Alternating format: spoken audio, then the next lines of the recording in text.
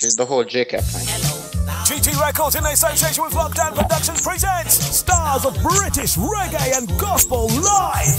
Sunday the 18th of October 2015 at the world famous Jazz Cafe, 5 Parkway, Camden, NW1 5GP. Live with backing band, performances by Timber Irie, Sandra Cross, Lovers of Gospel, Peter Spence, Joshua Kessler, Lucy Megan Tennyson, and introducing Miss Aaliyah. Music by Commander B and Daddy Ernie. Vibes FM. Compare Major Popular. Doors open 7 p.m. Showtimes 9 p.m. sharp. Stars of British Reggae and Gospel Live at the world famous Jazz Cafe. Tickets are $17.50 available from the Jazz Cafe hotline 0844 847 2514. Stronger Production international reggae superstar Paul Elliott has been in the business for over 35 years. Now completed the 5th studio album, Reggae Music Turn Up, featuring the hit singles Real Thing. You want back the real thing. The Dennis Brown did that thing. The real thing. Bob Marley sing thing. Family Man. No woman now mind me. And me and the provider for me family. Whoa, whoa, whoa, whoa. Born with the music. She said she just can't trust me. She a lose it. Every move me make she start to accuse it. She just can't trust me. She a lose it. I see I keep right on with the music. Same set of people. Same set of people them. Say them a long time friend. They don't want to see you reach the top. They will do anything just to see you fly. Get Ja involved. If you ever have a problem that you can't solve, come on! Get Ja involved. And if the road is rocky and too hard to get it now. Get Ja involved. And the big hit, Reggae Music Turn Up. It turn up. From sundown now on your road. Turn up. It turn up. Get it now from Amazon, iTunes, Google Play Store, Zojak Worldwide. Stronger Production. Email paullelliotjamdown@yahoo.com. Remember, reggae music, turn up. Turn up the reggae music, make me feel the vibe. If you're an artist needing information on how to protect yourself in the music industry, tune in every Sunday on Stockade Promotions Radio to the Reggae Business Talk Show. Learn about copyrights, intellectual property, and more. Hosted by The Scientist, General Culture, and Ruddy Campbell. The Reggae Business Talk Show. The Scientist rids the world of the intergalactic vampires killers. Genius scientist Rusty Steele is in his lab, busy sampling his newest invention, a hybrid plant grown on planet Mars he has dubbed Jolly Green Giant that makes everyone who partakes of it filled with love. A folder labeled Top Secret SOS races down a pipe, dropping on the table. For years, the intergalactic vampire has been injecting drugs into the hearts of innocent people. Standing in the way of this evil vampire is a single brave soul, the Scientist. The Scientist brings nothing more to the table than a love of mankind and a talent for reggae beats. But these tools are more deadly than they appear. Some may say that mere humans... Well, greetings. I'm back here again on a Sunday, today being the 12th of July 2015. I'm General Culture, the host and the moderator of this show, the Reggae Business Talk Show. This reggae album, a music collection containing a story like no... And the full panel is here. In the Scientist album, listeners learn of such evil creatures as the intergalactic... The panel being... The Scientist, Roddy Campbell, Lady General, Fitron Francis, creatures are awful intergalactic, and Christopher Hills. It is up to not forgetting Dobby Doo. Its musical powers to make the world safe once more. Now Dobby Doo is running a bit late. He's got some important things to do, so whenever he can, he's going to join us here on the Reggae Business Talk Show. To snatch up several so we're going to cut this intro very, very short, and what I'm going to do is introduce you to the panel who is here, live and living color via Skype. Is everybody here?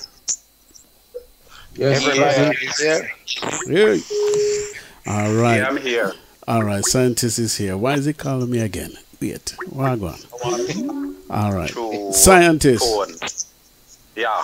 Can you hear me? Yeah, but I was going to connect through the computer instead. If you lose me, just call me back and go through the phone. All right, yes. The computer. Yeah, all right, then, yeah. All right, so Scientist is going to join us a little bit later. What I'm going to do is just get everybody to introduce themselves, starting with Roddy Campbell. Good afternoon, world. This is Roddy Campbell on the Reggae Biz Talk Show.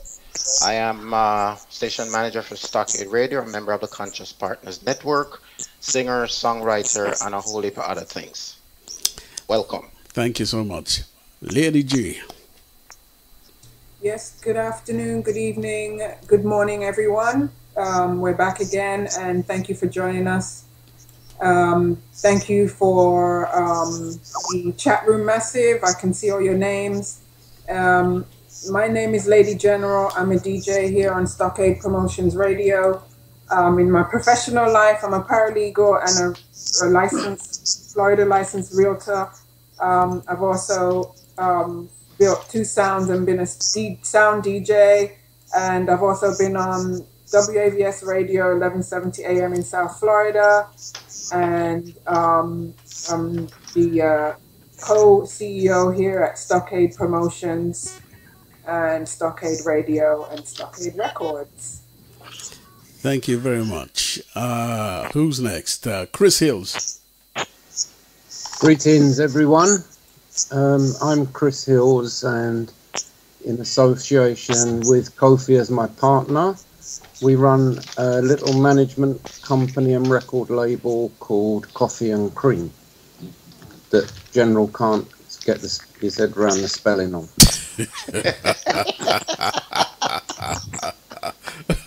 Boom, boom. Thank you, Chrissy. Fitzroy.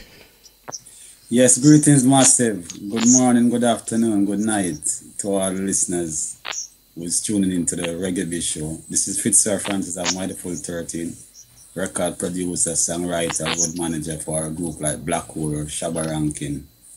That's the name of you, and you know, it's a pleasure being here today. Okay, thank you so much. Scientist, have we got Scientist? Is he still here? Yeah, I'm here. All right, introduce yourself, please. Good day, good evening, good day to whatever time zone you're in. I'm the Scientist. I'm your musical warrior of the Shaka Zulu tribe. I've been defending artists and been pointing out the ills that go on in the record industry. I need to know whether the bleeping system is working. So give me a bleep. A bleep, beep, beep, as in beep, beep, beep. Thank you. What is the bleep? I am the bleep. I am the bleeping bleeper. The bleeping bleeper, me too. We are bleeping the bleepers. Right, thank you so much. I'm General Culture. I'm the moderator and the host of this show. It's the Reggae Biz Talk Show. Been in the industry for about 19 years. Started out as a producer, worked my way up as an artist, and over the years we started Stockade Promotions, Stockade Productions, Stockade Radio, anything to do with Stockade. That is me right here. So thank you to all our listeners. Before we begin, I want to take the opportunity to bless up Catherine, who has been so helpful in spreading the word of the Reggae Biz Talk Show from out of France. So Catherine, wherever you are, thank you so much for all the good works that you do behind the scenes. Thank you so much. I also want to bless up the Conscious Partners Networks, Storm Vibes Radio, Rockers Corner Radio, and this is Stockade Radio. Okay, we are simulcasting on all these stations. We are the Conscious Partners Network, aiming to raise the awareness of all these artists and help all these artists who are not getting their dues in the reggae business. Okay, and it grieves every single one of us, and this is why we take the time out of our busy day, our busy schedules, to do these shows, to arm you, the artists, with the knowledge. Towards the end of this show, Ronnie Campbell will be giving us some updates as to what JCAP is doing. Also, towards the end of the show, what else is going to be happening? Lady General is going to give us some questions, okay? She's going to be answering all these questions from the listeners, the general public on the outside, and they've posed certain questions. Lady General will be reading those questions out and asking the panel to answer those questions for anybody wishing to answer any questions. So that's what's going to be happening. We're going to kick off the show right now. Dobidu is missing. I must mention this because he's missing, because he's got something very, very important to do. So hopefully, God's willing, he'll be able to join us during the show. Right, I want to come to, let's see, Fitzroy Francis. For the past couple of weeks, we've been missing you so much that we're going to get you to start the show, and you're going to talk to us about set lists. So I'm going to let you take over from here. Yes, Cornell. Set list. As you know, set list is a list of songs that a musical artist or a band perform, or during a performance or after their performance. Compile the songs in order that they can submit it for earning, and it's a way that artists and musicians should be earning from. A lot of us really don't really aware of it. That's why we at the Reggae Show take time and effort to bring this across to the audience at large. Because after a performance, we should really have a set list that outline the venues, the name of the song, the name of the promoter, the address where the venue is at, the date of performance, and also the list of acts in ordinance of performance and the show that you did. So for who is listening, this is a very important thing to submit, because this is a way of earning. This is a way of earning for artists like you being on the road live performance. And a lot of our artists is not earning from this way. We go on the road and we do performance, we sing with song, we sing other people's song too. But when at the end of the show, it is not being submitted, so there's not a money evading our industry that way. So, we take time and effort for for songwriters and band performing them own materials and other. It's a great opportunity to earn additional royalties in this medium, So if you're a member of like PRO, Performance Organization, or ASCAP, or BMI, or CSAC, it's a medium that we should really use to maximize from live performance royalties, And ASCAP also have a thing then called ASCAP on stage, which is also part of the set list submission. This is a way, as I said before, you write up all the information, the promoter's name, the song, the list of songs from 1 to whatever, the amount of song you do on a stage show or, wherever.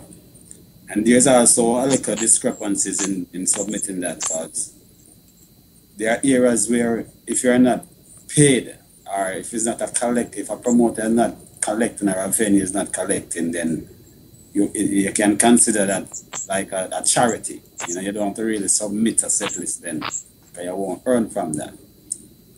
But once it's a pay show, like any venue that you're being paid to perform, you must submit your set list, artist, musician. Because as I said, this is a medium where we can gross a lot of money, and we are not earning from this in many ways, especially in the reggae industry. We at the Reggae Show, we want to bring this across to every era of the music, especially our own reggae music performer, I want to ask you some simplified questions. Who are the ones, once again, who are the ones who are supposed to deliver these set lists? Who are supposed to write these out? Well, ultimately, the artist is supposed to inform his road manager, right. This is a road manager job, to know that, all right, when my artist finish, or before my artist finish perform, we submit a set list to the promoter, because when you're going to do a live show, you have to have a list of songs that you're going to do, so say the artist is supposed to initiate these things, which a lot of artists don't. That's why it take a good road manager to know that, all right, he's supposed to submit this or get the form, because there's a PRS form, a set list live event form from the PRS. Right.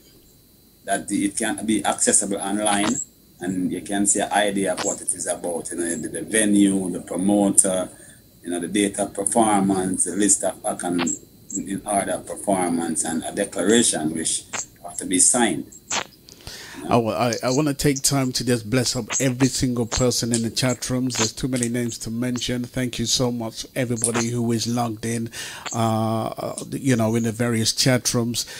People from various countries, from Canada to the US to France to Kingston, Jamaica to Turkey to Netherlands to the UK. So many countries logged in right now. Thank you all so much.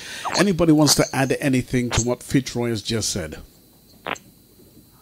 I would say if Lady G could probably find the link that Fitzroy talking about, so she could post it, that other artists know or get themselves familiar with the form.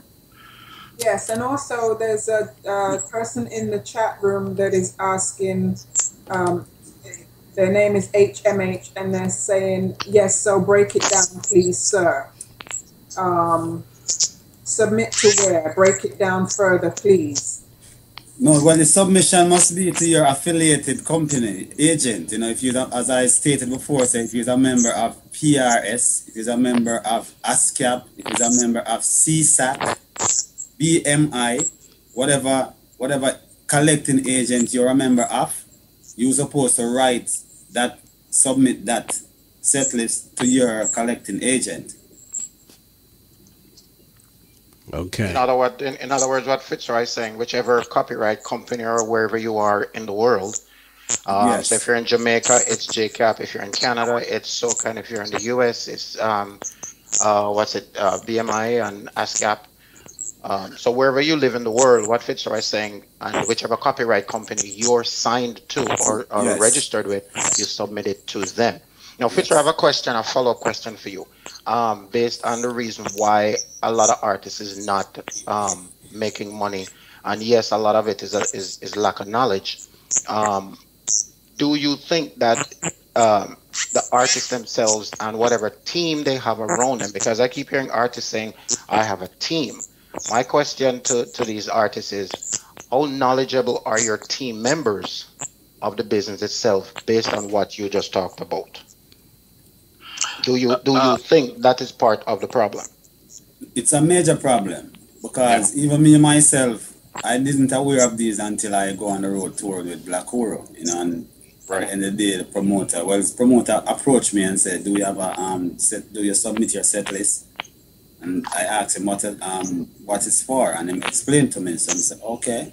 So I think a lot of knowledge. Sir Fitzroy, we're breaking this down. When you were asked that question, where were you? Were you in the States? Yeah, I was in the States. I was in the States touring. Okay. In the States touring with Black Oro and Sly and Robbie. Okay. You know, because the reason why I asked you where were you is I'm wondering if you have promoters ask that question in Jamaica. No, well, I don't think that applies to Jamaica. I don't think promoter would even want to ask you that in Jamaica because. You know, in Jamaica, they try to evade paying whatever rights is due to. So I'm glad we just talked about that because that is one of the issues that JCAP is trying to implement now. Yeah. You know, again, as I said, JCAP is a little bit behind the rest of the world, and they're trying to catch up. You know, and they're doing a good job. They're doing a good job trying to catch up. What they need is more cooperation from the Jamaican artists, musicians, producers, anybody that has anything to do with the music, because outside of Jamaica, everything is in order, so to speak, you know?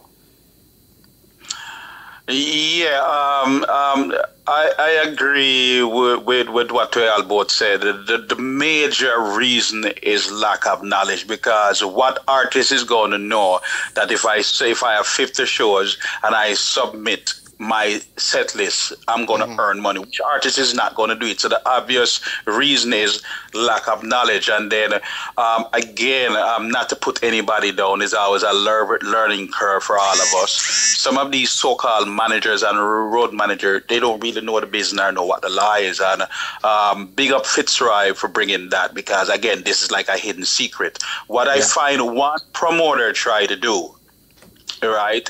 They will turn in a set list, all right? But after in time, they're either going to cut the set list short, or I find in one case the reason why these people wanted was to turn in the set list because they have themselves listed as writers.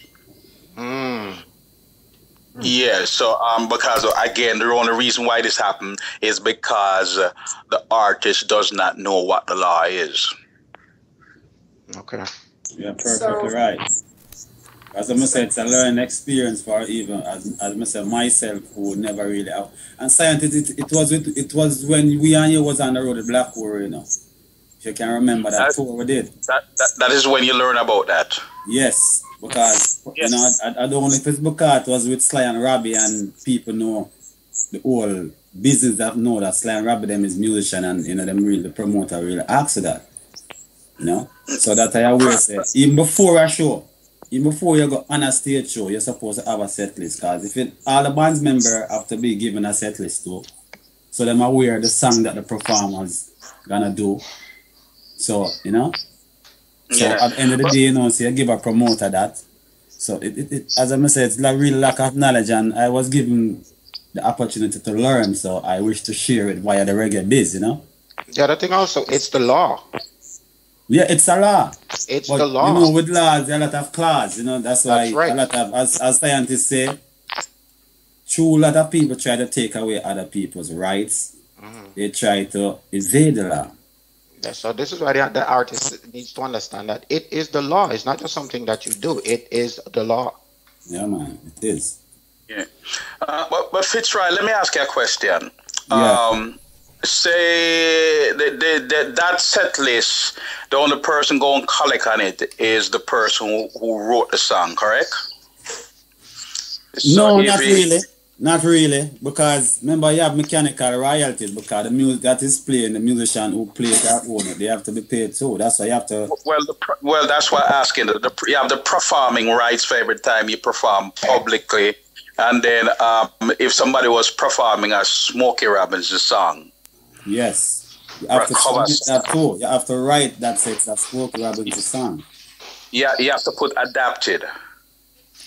Well, they need to, we need to get out this adapted and find the name of the art who write it or the publishing company of the song. So it has all of that information on the form. I just inbox the form, you know, because the form is logically is you have to really write this information in.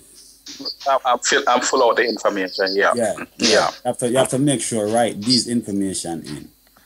Yeah, because the point that Fitzroy homing on, if you're an artist that doing X amount of shows per year, why wouldn't you want to go collect that extra money? And the only obvious reason is lack of knowledge. Yeah. And as I say, it's a way of earning because there are a lot of way of earning on the road, you know, that even we as in the reggae industry is not really capitalizing on. No, because of lack of knowledge. Yes, because we just focus on our work, do a tour and collect what is allocated to us out there or to pick up on the road, which there are other gross area that, you know, this is one of them. You know, all right. Yes, very important. And HMH is asking, so you submit your set list to the relevant people. How is it then that the artist will earn from this, and will the promoter get anything or manage? No, promoter and manager will not earn from this. The only person is why they don't want to earn. The only person will earn, because the promoter already earn from it. He making a lot of money from your performance. The manager has been paid maybe 10% or 25% of your gross. So he must not earn from your performing royalties. Performing royalties must only artists and author of songs and music should earn from performing royalties. Okay, and then one of our listeners, Sharon, has put a lot of information here regarding a set list. And if I might read it, she says, a set list is a document that lists the songs that a band or musical artist intends to play or has played during a specific concert performance. Handwritten or printed on paper, cardboard or laminate. It is usually taped to the stage or somewhere the musicians can see it. Music fans also refer to the set list in the non-physical sense of what a performing artist chooses to play. For many artists, the same set list is played for every performance on a given concert tour. For others, this is not necessarily the case, and for their devoted fan bases who follow the artist around on tour, the most variety in the set list from night to night is longed for. The Grateful Dead are one example, having never played the same set list twice in the band's entire existence. Some such artists have predetermined slots in an otherwise mostly fixed show where different songs can be swapped in and out. Other artists guarantee that the same song will not be played 2 shows in a row, and still other artists such as Van Morrison use no predetermined set list at all. Websites exist to track and report statistics on the played set list of those artists who change them from night to night. In the case of Bruce Springsteen fans attending concerts, even take on the assigned role of the setlist caller, periodically calling out or text messaging from a cell phone to a friend to report the most recent songs played, with the friend then updating a running set list on one of several internet forums. So great is the attention to the set list that the actual physical set list sometimes becomes a treasured souvenir of the show, with fans grabbing one off the stage after performance or requesting one from a roadie. Roadies sometimes keep the set list for themselves and sell them up on eBay, with the buyer usually being an attendee to the show. Jimmy Eat World on their UK tour is a recent example in which plectra were also sold.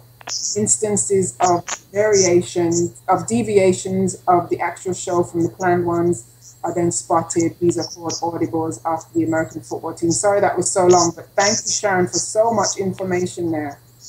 Yeah, and I want to address that too, because sometimes you prepare a set list before a show, but when you do the actual show, maybe some of the songs that is on that list is not performed. So it's always important that after the show, the road manager make a note of the song that is being performed on stage and not the song that is being presented before. Right, or if an artist or if an audience, some member of the audience fan call out a certain song, is a reason why he's supposed to do the set afterwards. After the performance, so you analyze a live show and say, all right, I'm going to give a set list of 20 songs, but when the problem do all 10, time constraint. So, you can't really submit a set list to a promoter with songs that wasn't performed. So it's always important to know that at the end of the performance, the song that is being performed must be notified and listed. Notwithstanding of what Sharon submitted is very perfectly right. Yeah. To echo what you just said, to enforce what you just say, the artist should not rely on the promoter to send in the set list. Say more. No, you don't must rely on a promoter, but you should give him the promoter because it is in venue. Because on the farm, the first thing you see is the venue. The second thing is the promoter. Right. Yeah, so but it is the promoter's right because it is his show and he's the one who create that event. You can as an artist, because when you're on tour, as a tour done, them things are supposed to submit it even before the tour done. Right. Yeah, but the problem that I see, if it's right, as you know, some of these promoters, them probably doesn't know what it is. They're not, a bunch of them I know, not going to fill out the form the right way. So I personally send in mine myself and not rely on the promoter. That's why at the end of the form you have a declaration. We state that I confirm to the best of my knowledge the details in this form are correct, and then you have a signature and you have the manager / promoter and telephone numbers, because these things are technical. So, and you have to have a copy of it too. So what you give the promoter, if him don't submit it, then you have it and now say him is in breach of your rights. He's in breach, and the reason why they put that declaration there is because they know that people will submit false information. And I'm pretty sure, especially if it's in the US, it says that you hereby swear that the information you give is correct under penalty of perjury.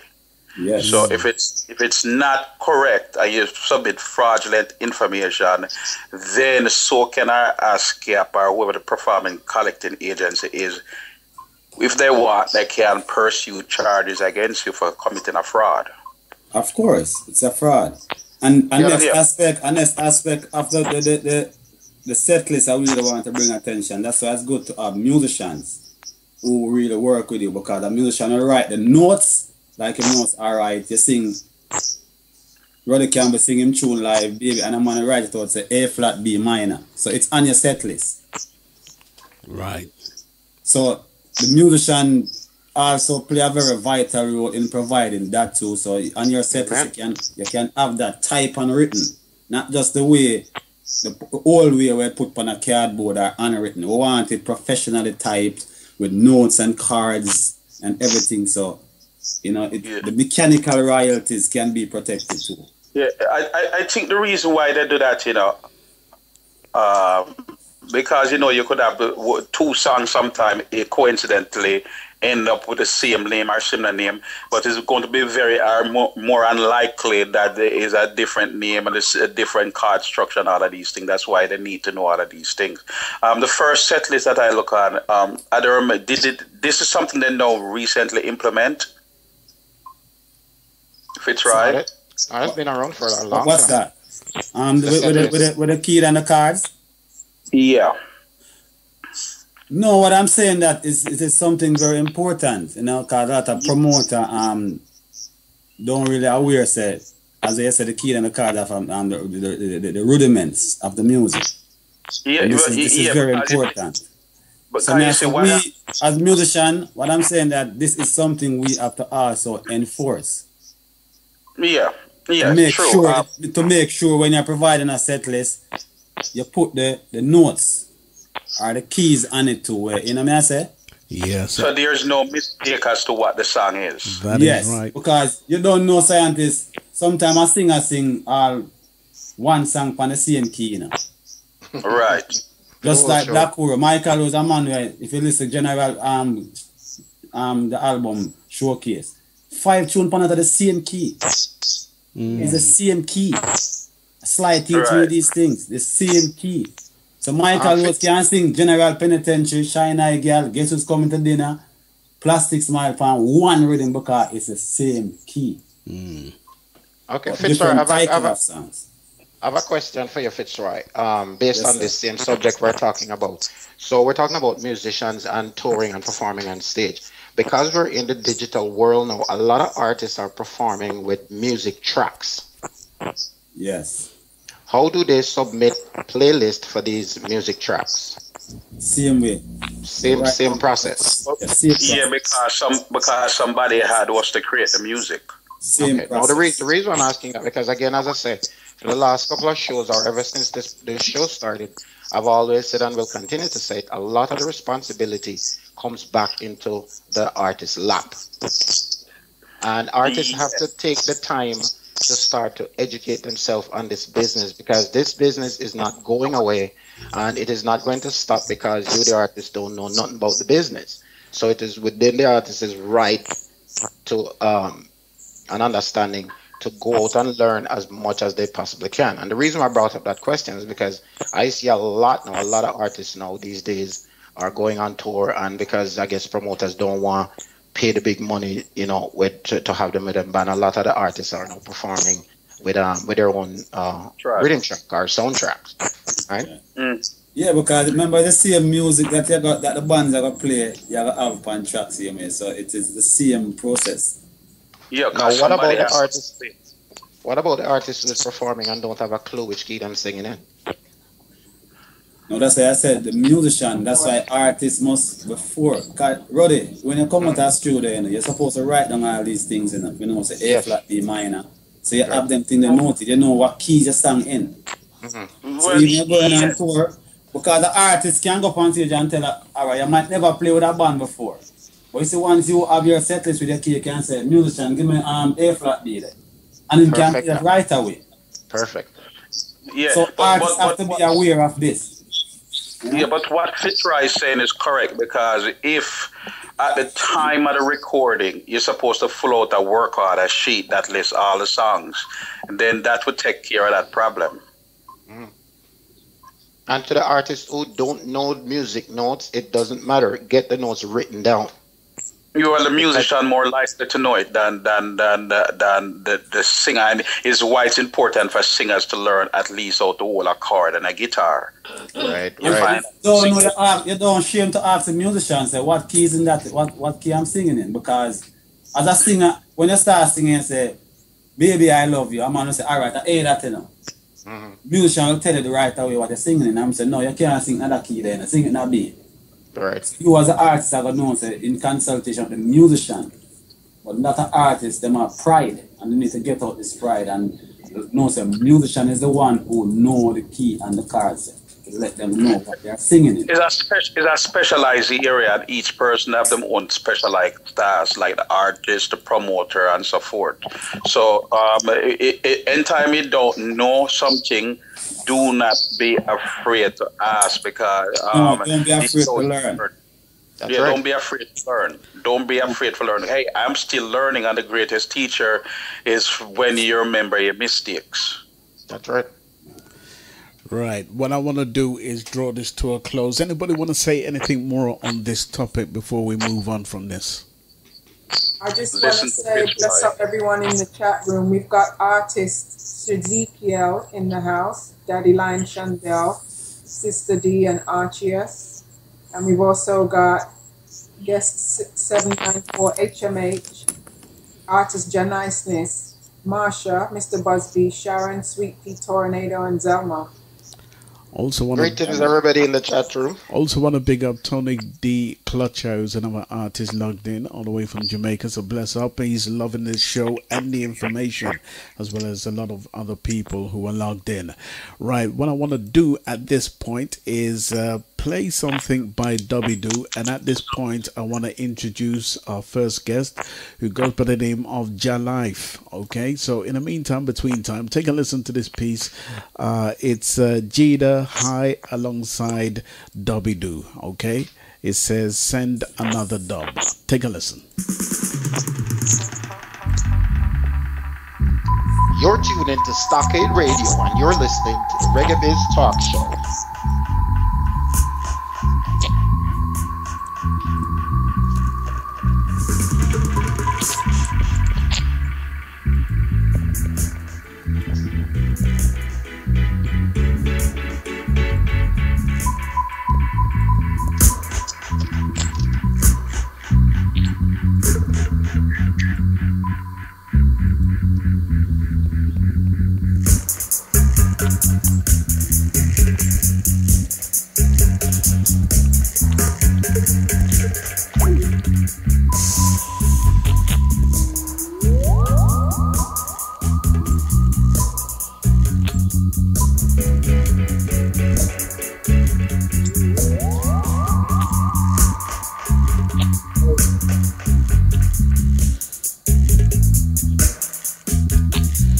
Okay, we're trying to make a link with Jalife, so bear with us while we try to get him online.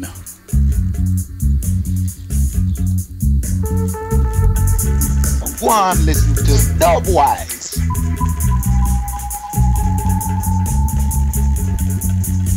Can't tell that Dubby-Doo listening to all that Dubby.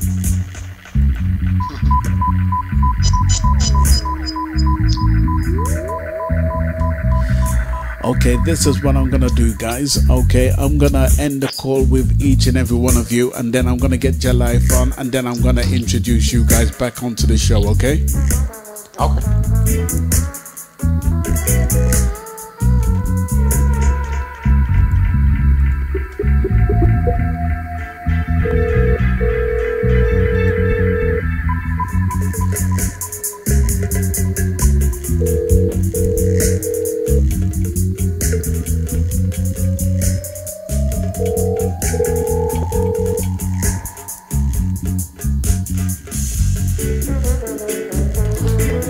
Greetings. Your time. This is General Coach at Stockade Radio. How you doing? Yeah, all right. Good, good, good. Thank you for being on our show once again, and it's an absolute pleasure. And thank you for accepting to come on this show. Yeah. Right, I'm going to introduce the rest of the panel onto the show. So if you just bear with me, I'm just going to introduce everybody back onto the show, and just bear with me while I do that. Okay? Yeah, all right. All right. So let me just add everybody back onto the show. All right. So we have Marin, Lady General. All right. Let's just do this. Marin. Yeah. Roddy Campbell. Scientist, are you there? Yeah, I'm here. All right. We're waiting for Lady General. You there? I'm here. All right, so let's get Fitzroy and Christopher back onto the show. Sorry, this is long-winded. This is how Skype has readjusted their system. All right, so we should have Christopher Hills back here also. Thank you all back onto the show. Right, Jalai, thank you so much for coming on to the show. I'm going to hand over to Scientist to spearhead this. Yo, big up Jalai.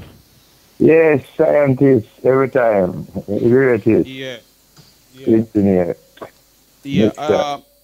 I want to start out by saying I don't want anybody to believe that we're coming down on producers, and producers don't have right. Producers play a very important role in the music business. The problem, however, we're finding and we're hearing people like Sizzler complaining about producer checking writing credits and so forth, when most of them, as we know, they sit in the back of the studio, and the engineer and the musician, everybody else do everything, and then they take writing credit. They're not a producer like Jalive, and they're not a producer like Fitzroy Francis, who can actually give a note, give an idea. So, yeah, the whole thing still, I don't know about Sizzler. I never work with him yet, but probably Sizzler do write him tune them and produce the credits. You know, I don't know that still, so I can't say anything about that, but I know about me. Most of my tune them and me write them, you know, see, are me and the artists. Artists, who I say artists that do nothing on their own still, but it's very few. It's not no worry. You know, so people just give credit where credit due. That's it. Well, I tell you what, we've lost Scientists briefly. We're still trying to get him back due to the connection. Jalive, just give us a brief rundown of your musical history, how you got into the industry, and some of the works that you've done over the years. Well, I mean, I do this from my little youth, you know. My grandfather, which is my mother's father still. Him, from the 40s, he might deal with music, because I don't know him, but I know, I see him, a picture with him in police uniform, and him have an arm inside. That means, you know, my grandmother, I asked my grandmother too. Mother used to sing and all them things, but not professional. Right. And that's uncle, which is live music, we teach enough musician and, you know, people at Jamaica. Yeah. But in the army as well. Live music was a soldier. You know, see it, right? And you know, I'm calling Sarge. Right.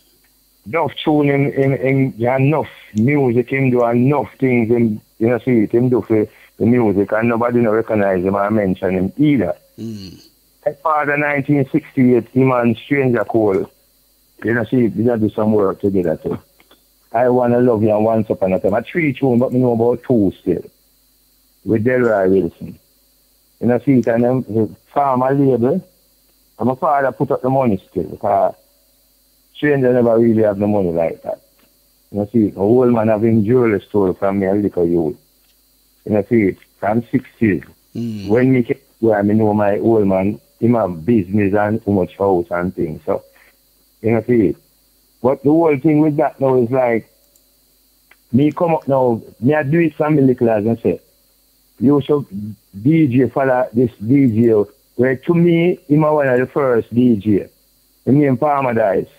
If you saw this a DJ, and what you want to, when you get, you have to take Paradise back on the track. I mean, always a DJ them thing there. Right. till come on foreign and 1972. You know, see, me and Percy Chin start a label named Kaya label.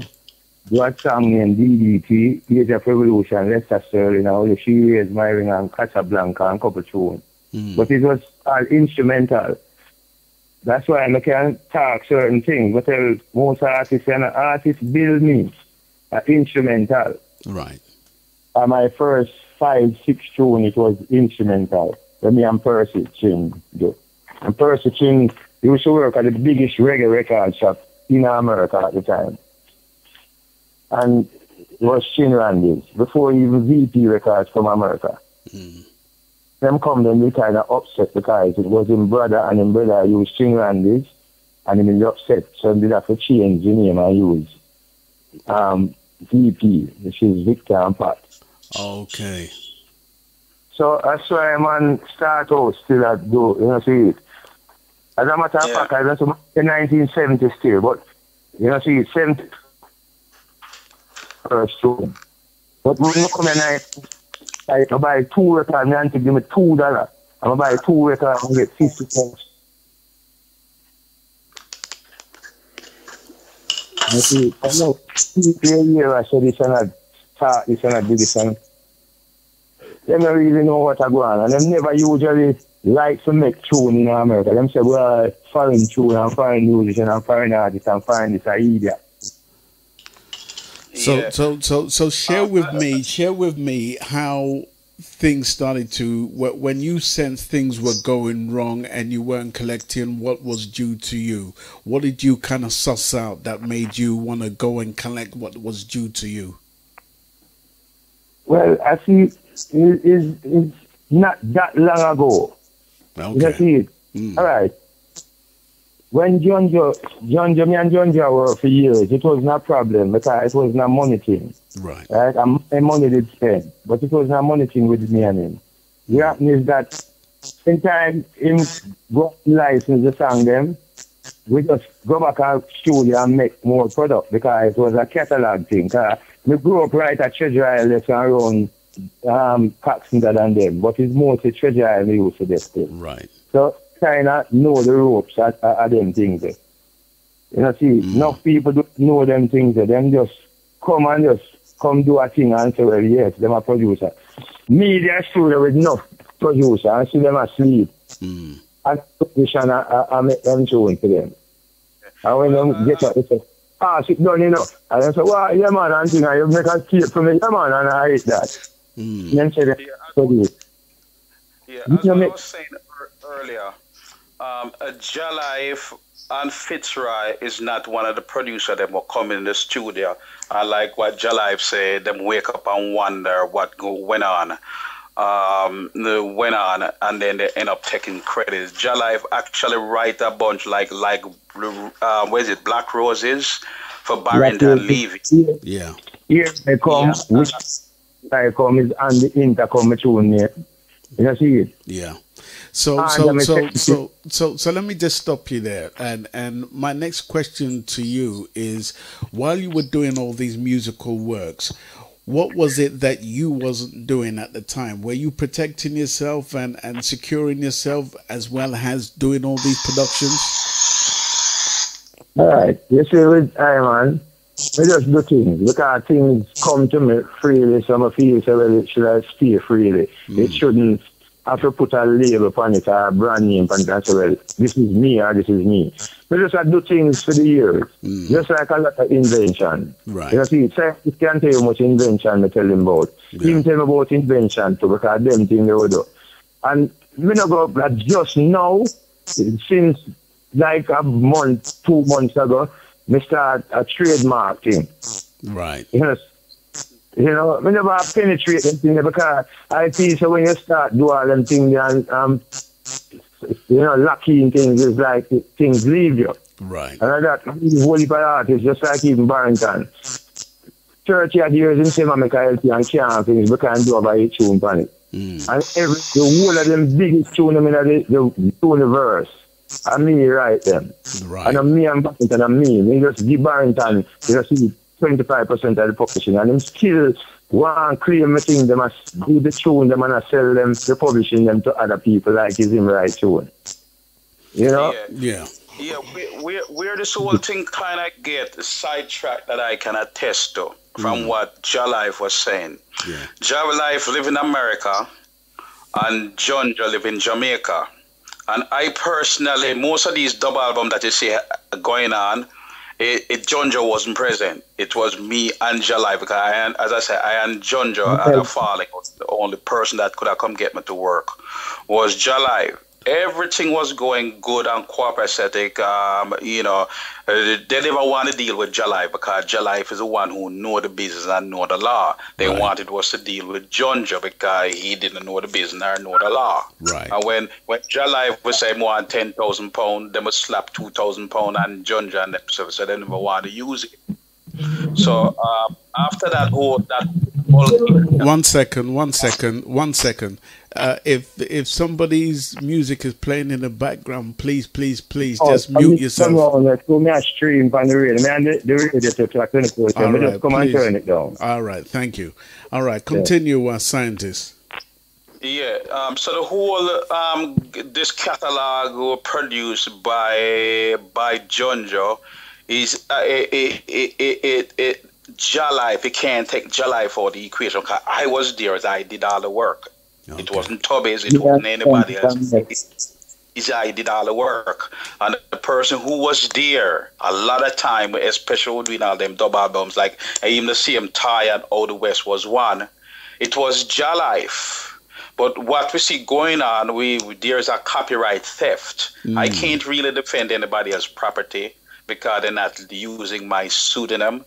But we find a particular record company is claiming that or find it convenient to say that they own all that entire catalog first without the artist signing permission to the producer ownership.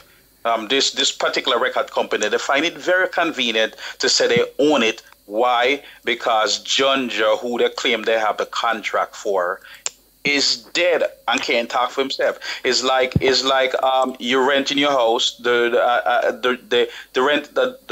house is being rented. The landlord died, and then the tenant go to the land and take a place and say, "I'm the owner." They're not going to give it to him because there is no writing from the previous owner to say that you are now the owner. And it's exactly the situation we have gone on with this whole catalog concerning Jonjo law. It does not belong to the people who claim they own it. And at least my portion being adjudicated in France that they don't own anything. And they had us to pay the judgment. Well, what should have been done from the very start to have avoided all this?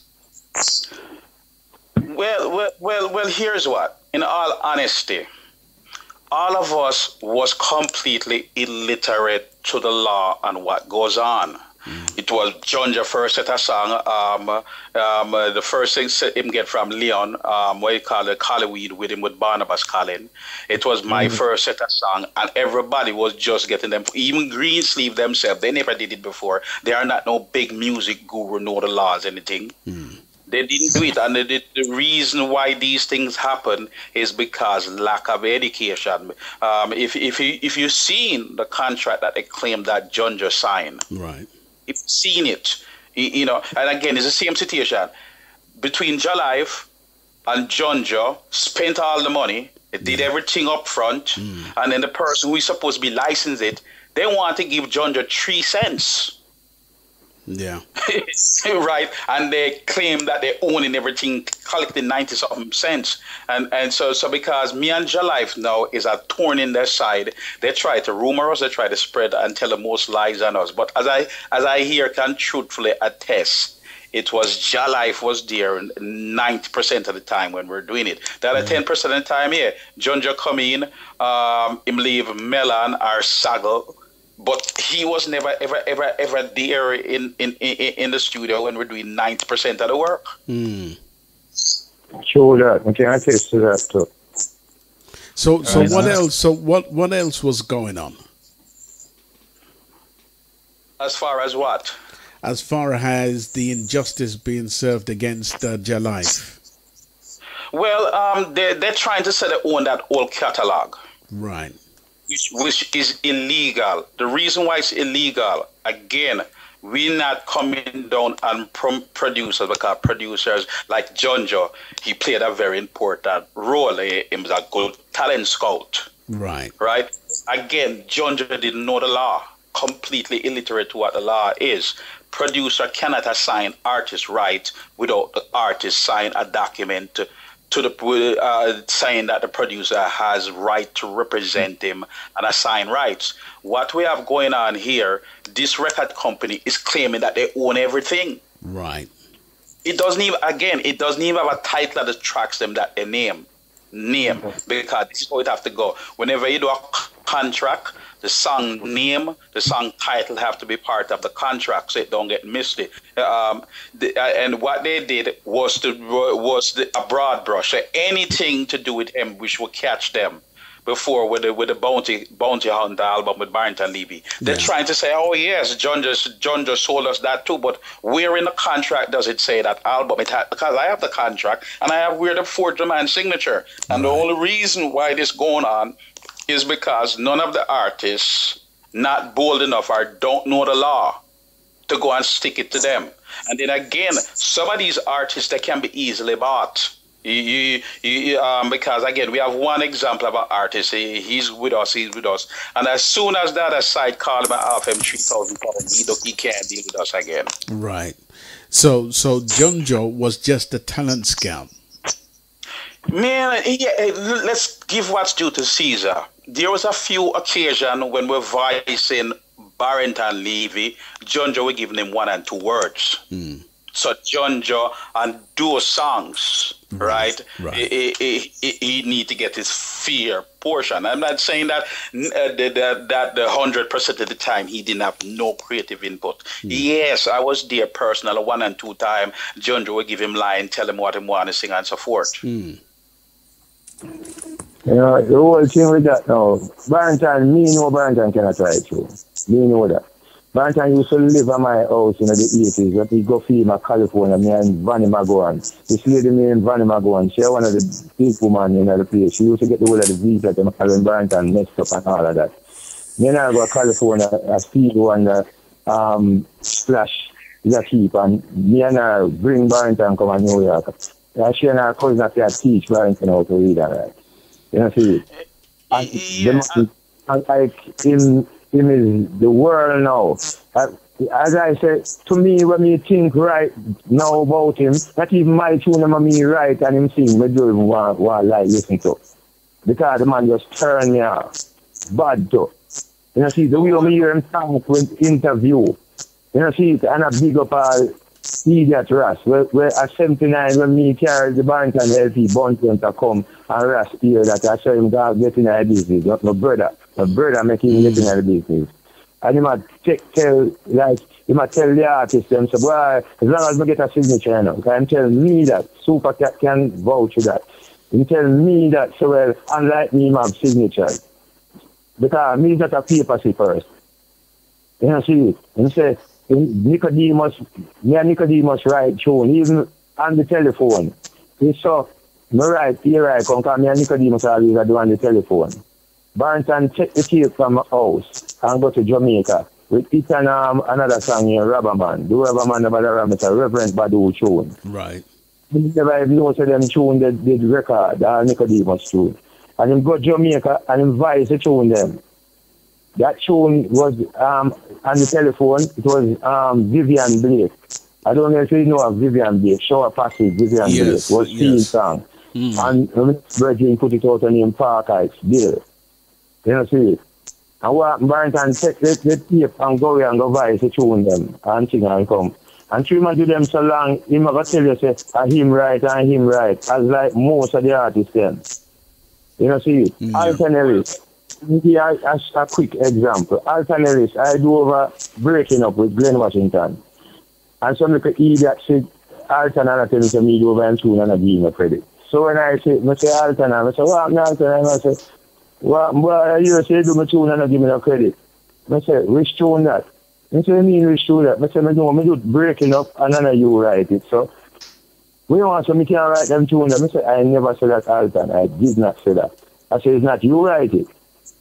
You know, see, it's 99% of the tune them back then. You have the whole of the original one and the current tune then. Right? And the man kind of upset with me for saying that. But it never really mattered to me because I know it's not him write it. And it's not the artist. They must not doing tune for 5, 10, 15, 20 years. Them average say them. Right. Them right and them right. No care where it come from, them say them right it. But that's what put Gigi in problems. You remember the big lawsuit that Gigi get into? Anybody remember that? Yeah. We are Cynthia Slash. With who? Cynthia Slash. I think Georgie. Yeah, him put on his name as the writer, right? And then the people who write the tune say, "But wait, this thing ain't right." And then they sued him and they. Scientist, one thing to put on your name, you know. But if the person when do it come at you, you just say, well, you know, see, I'm sorry or whatever, give them just you. Not kick out and say, no, it's not me right, the tune and I'm me this and I'm me that. No. They don't go like that. And I saw them artists say, all right, stop. I don't know if you know Stagger. But the scientist knew him, Stagger, that is Toby's younger brother. We give Toby's a lot of ideas. From 70 animal work till now. Right? And Stagger, what is that? Then Stagger you from 70 we had the special and anything they call, you know, see, Iggy, Aga, play music, just Stagger and all them things there. And what is that? Send them idea they go get Toby's. And 74, you know, see, 74 Dillinger. Do one set up, there's animals, that will be the organizer. 79 when I go to Jamaica, I say I bring forward special, you know. And I say, Barrington, why do a special for my son? And I say, make him hear it. And when I say, on my way up to New York, I say, come not to do that, and I jump and I laugh. They're like, well, he say, how can I fool thing that? And you just say, sing the thing, man. And him sing it. No, instead of the publishing and say him right, and him don't know one thing what that was, that what that is, when nothing at all about that. You know, see? And that's something we are going from 1970, I come here and me and Stagger I work in 1972. You know, see? We start do some work and Stagger start put out tune to and all of that. Never all don't play to all them things there now. You know, see? I do all special and the youth head of the special. I never remember that. He tell me, say, when you start playing in the 70s from the parkway at Labor Day parade, a pure gunshot, and trample and the dub get messed up. I said the dub get messed up for them. So, you know, the people them need to stop it. The artists, them, the musician, and the producer, them, the whole of them. Even musician, you pay the musician, them say, well, it's $125 a man, you know. And you pay them. And after things start going years after, I owe me some royalty. Royalty for what? You get paid. Work for hire. So you get paid. Yeah. Well, no, work for hire is only valid in writing. Say that? Work for hire is only valid in writing. No, but before like that. You know? Well, the law is retroactive. But here's what going the Jalive. Them not supposed to be coming to you for more money. What's supposed to happen is what we've been echoing. Them is supposed to register the song them, and then whenever any performing rights money, that would go to them. Well, that is so still. But the whole thing about it, them man they just want to get money. Me up on the radio, and I knew the musician call and I said, boy, go on, yeah, wickedest thing on earth. Oh, I used to send the whole of me youth them to college. When me never depend nothing, you used to use as musician, you carry upon tour, you do this, you do that, you do the next thing. You know, see it? And I said, look at that, see? And you have some little man to blow, and then man will leave America. I have some little man them from Jamaica. I don't know them states, sir. I tell you, them have the animal and Blackbeard and Columbus. Scientist. Yeah. Scientist. Yes, I want to bring this to the fore too. There's also a lot of executive producer who pay producer to produce, and then the executive producer who have never come to the studio, don't know what occur in the studio, but he end up on everything. Illegally, I know what you're saying. He put his name as the owner, but it's an illegal it is illegal. Unlike Jalai. Jalai is an executive / producer too, you know, cause him spending money. Yes. So he owns a multi-title, like he's also the executive producer. Like that studio when we work at the bar. I love it. A lot of producers, you know, lot of producers. For instance, like Island Record. Island Record pay Sly and Rabbit to produce a Black Hole. But at the end of the day, it's not Sly and Rabbit own the product. It's Island Record. Because they are the financiers. Yes. Exactly. Yeah, but the only reason again why that happened is lack of knowledge. Not because something in a contract, and a lot of these artists say, oh, Island Record, so just let me sign away in my life. You don't have to agree with it, because if they really want you and they realize, and especially when you're going through a lawyer, your lawyer going to say, no, you don't have to do this. So what should they? Okay, well on. So let me play devil's advocate. So Island Records reach out to me and say they want me to produce a rhythm. They finance it. What should I be doing in terms of securing myself so I don't get scammed out of anything? Well, the first thing is, Island Records say, hey, General, I want you to go to Jamaica and here's X amount of money. Go find the best artists and produce them. Right? Island Record is going to put in their contract that they own the product. Right. If everybody sign it because they're illiterate and don't know, then it's Island Record product. What you supposed to do is look out for anything that and then again, if you don't have any contract with the artist, the producer can't assign right without contract. Right. So what you need to do to secure your artist so people don't look like you sell them out is there anything that transferring rights. Right. You don't agree to that. Okay. And I understand the double-edged sword of somebody giving you money and say, go to the studio, go to Jamaica and find Barrington Levy. Of course, it's their investment, but is not a must that you have to assign copyright to them. What happens is the lawyers them who write up these contracts is aware of what the law is. Right. So they write things around the contract to look out for the record company who is their boss, for are their client. But you don't have to, like in my case. Oh well, Junja is a producer and Junja is a producer and he blah blah on. And we just ask one question in court: where is the contract? Because in order for it to be a legal contract, right, the producer must have a contract with the artist. You cannot exploit the artist's name without contract. So the whole thing boils down to lack of knowledge. Me, hey, go to the studio and produce this. Well, then I have to have a contract with the artist. And when I give the contract the artist, any artist who know the business is not going to sign over the copyright. Right. And I wouldn't encourage them to sign it over either. Even they don't know. I'm going to point it out to them. Scientists, I can show you things, you know.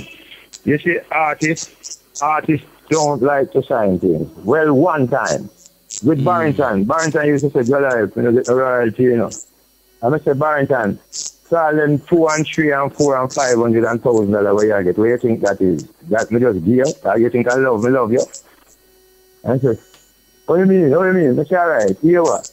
And we get a book. And within 2 weeks, him get nearly $2,000. And I said, Barrington, you get too much money now, you know. Him say, how you mean? I want to show you in the book. But I'm not trying nothing here, so I'm not trying nothing here in the live, so. You know, see it, and it stopped from there. So that's how. Yeah, but again, you have a lot of poor people come from, not an example, Bob Marley. Bob Marley come from one of the poorest neighborhood in Jamaica. You know? It can't get any poorer than that. But the man dig himself from out the rut. Right? And he put himself to an international status. So I kind of understand it with Barrington and how him come up and him academic. It boils down to illiteracy.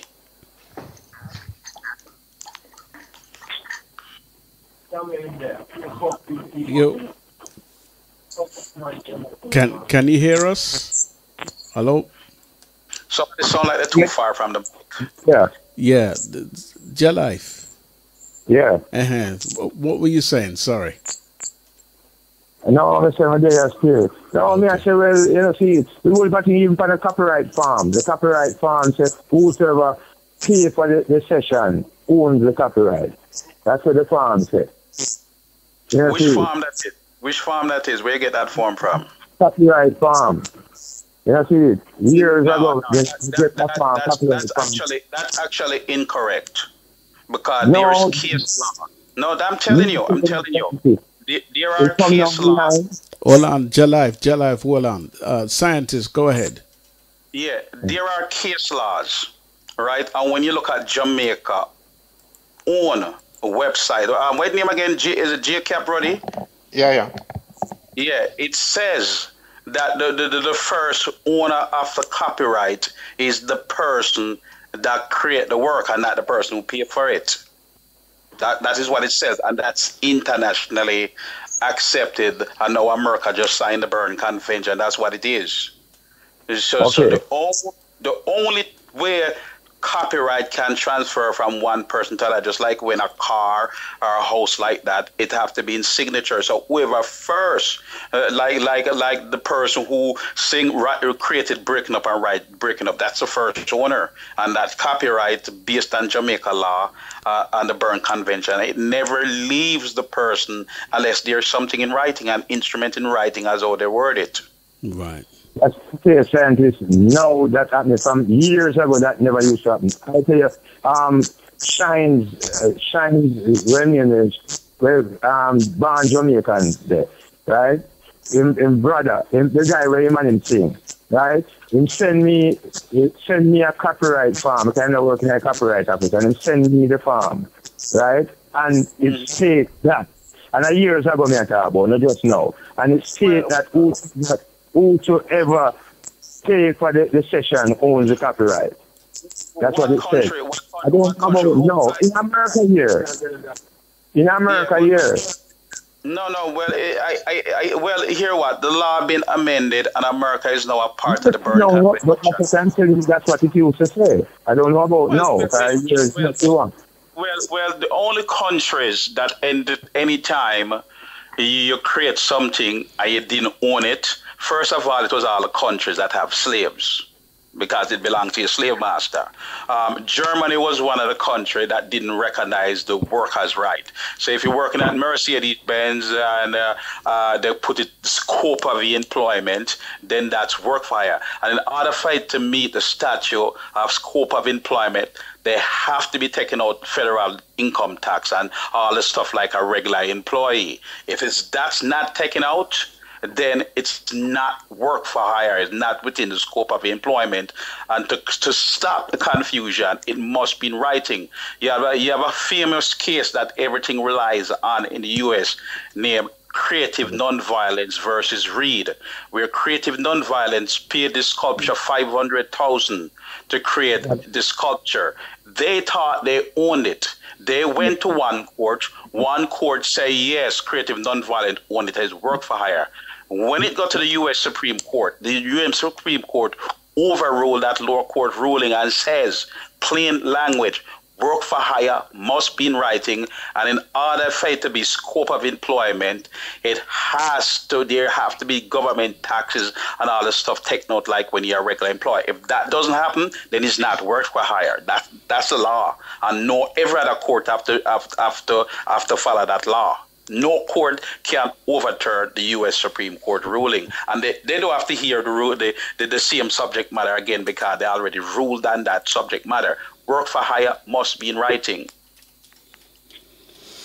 You can look it up yourself. Creative Nonviolence versus Reed. Anybody can go and Google it.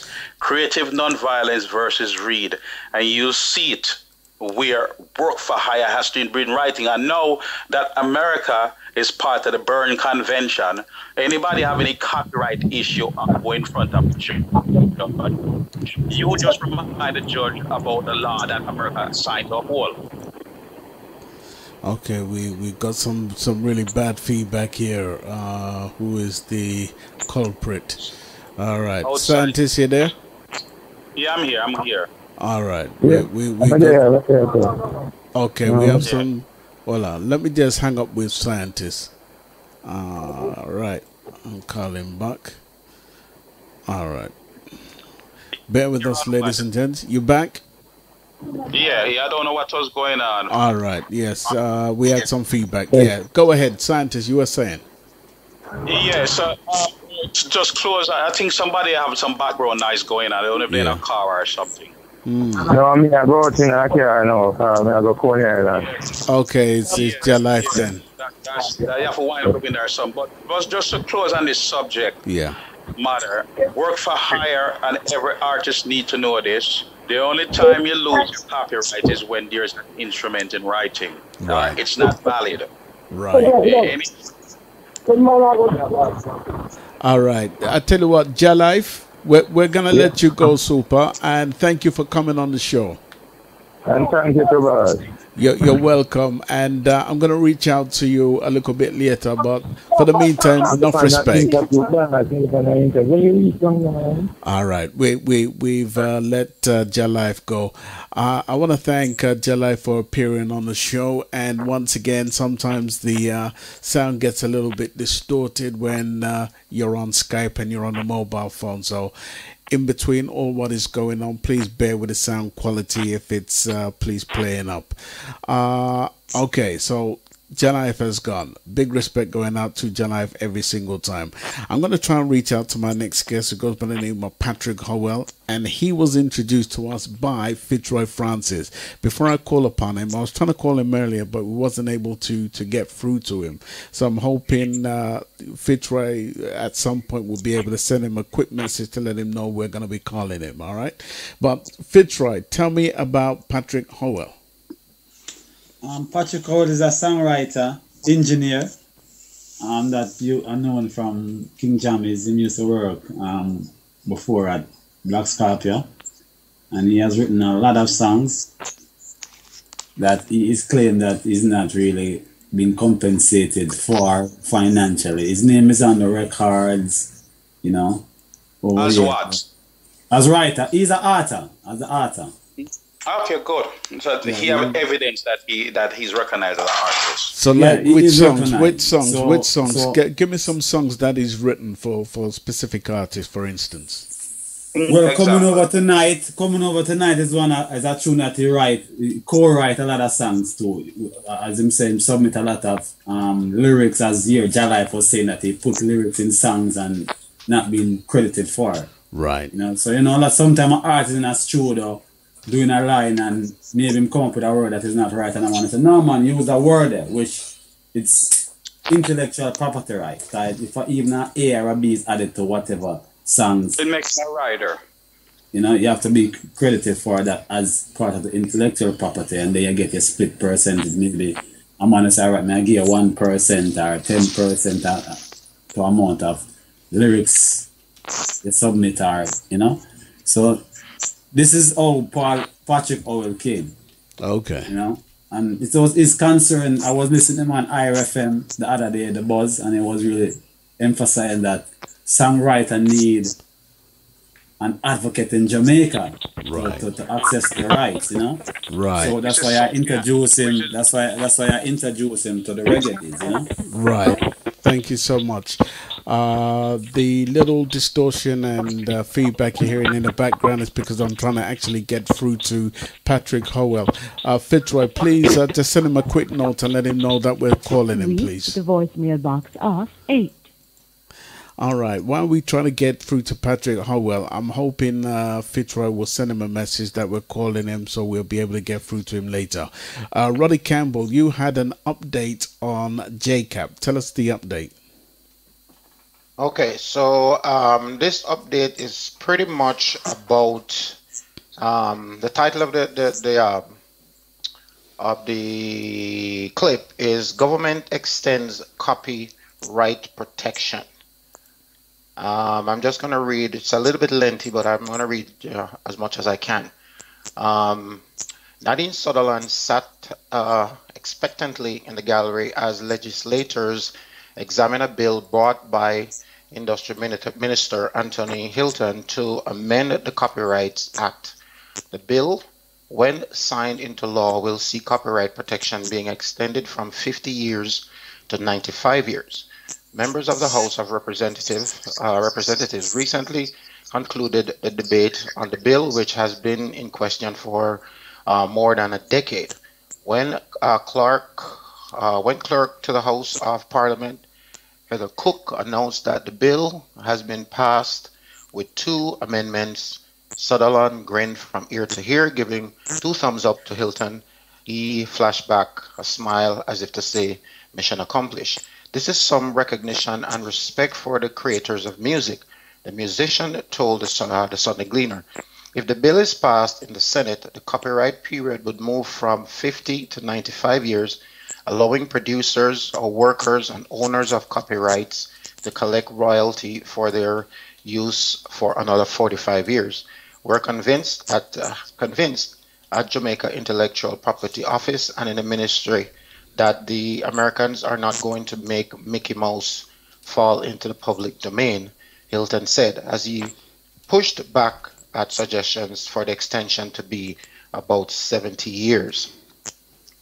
And I continue to read. The minister said that the aim of the bill is to protect creative works and to encourage creators and to make them understand that they're doing this not only for themselves, but for their families and generations to come.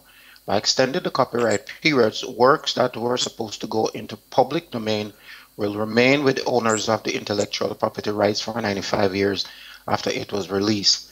There are works that were done by Jamaicans in the 1960s that are up for public domain right now, and this extension will give some of them an opportunity for it to stay there or stay here, because there are some impressive songs that needed to stay here.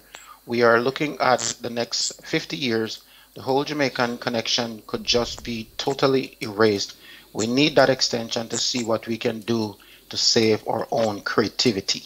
It goes on. Right. So in essence, what it's saying, as we were discussing before we came live on here, is that they're trying to extend it to 95 years. Right. Yeah, I agree with the extension, right? But I don't believe there should be a time limit on copyright. Why? You could write a song, you could create something within the century, it doesn't do anything.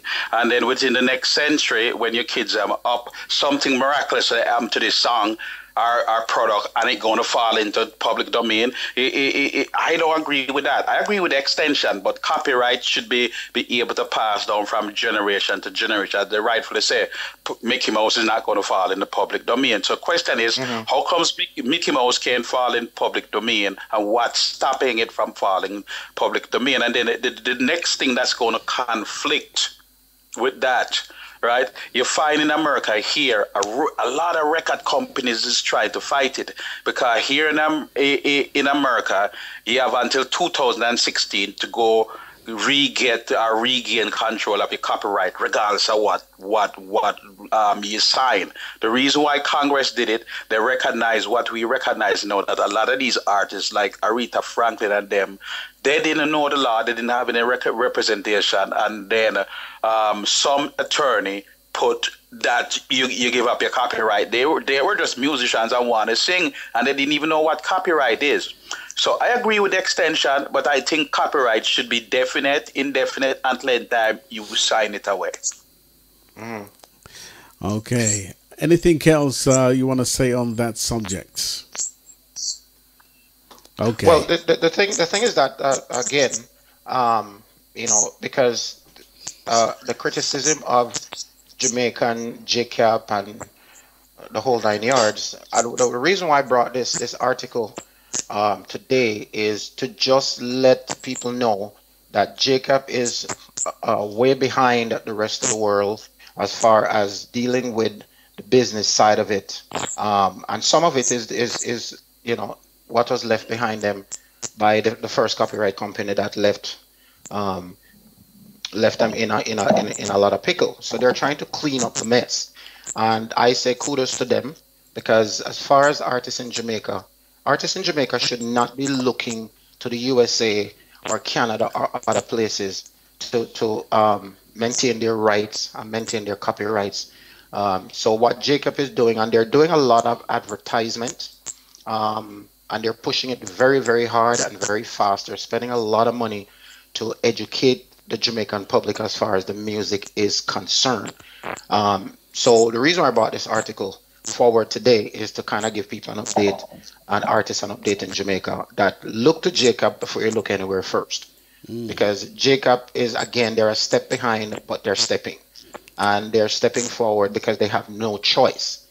Because the rest of right, you know, so Jamaica is on the watchdog list of over 301, I believe, different countries as far as copyrights are concerned. So Jamaica is not the only one that is a step behind. Some countries don't even have it. When you look at certain African countries where it's just an absolute mess, you know, so Jamaica is doing their best, and they're following the footsteps of the rest of of North America because they have no choice. Right.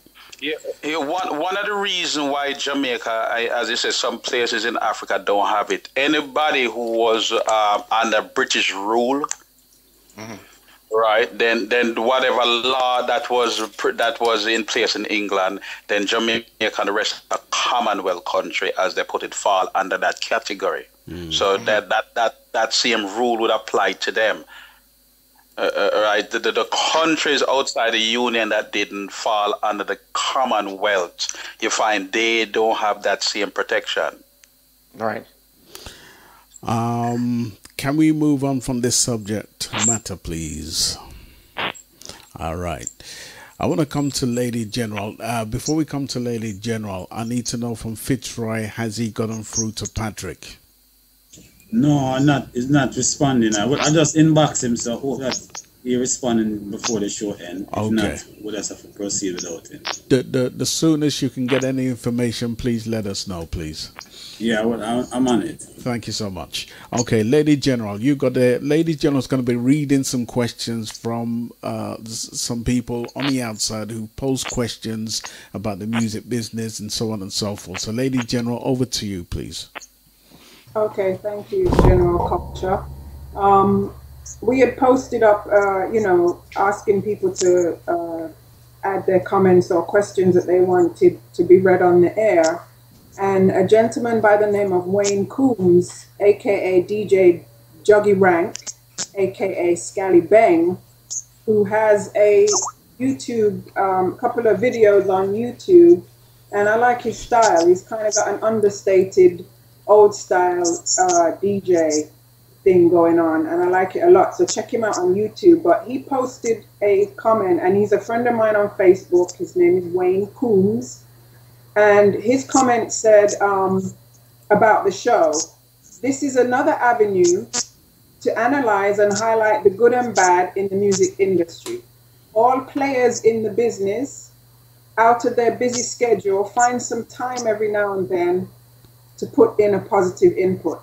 The main reason being is that Jamaican reggae music, the universal language, is in a shambles.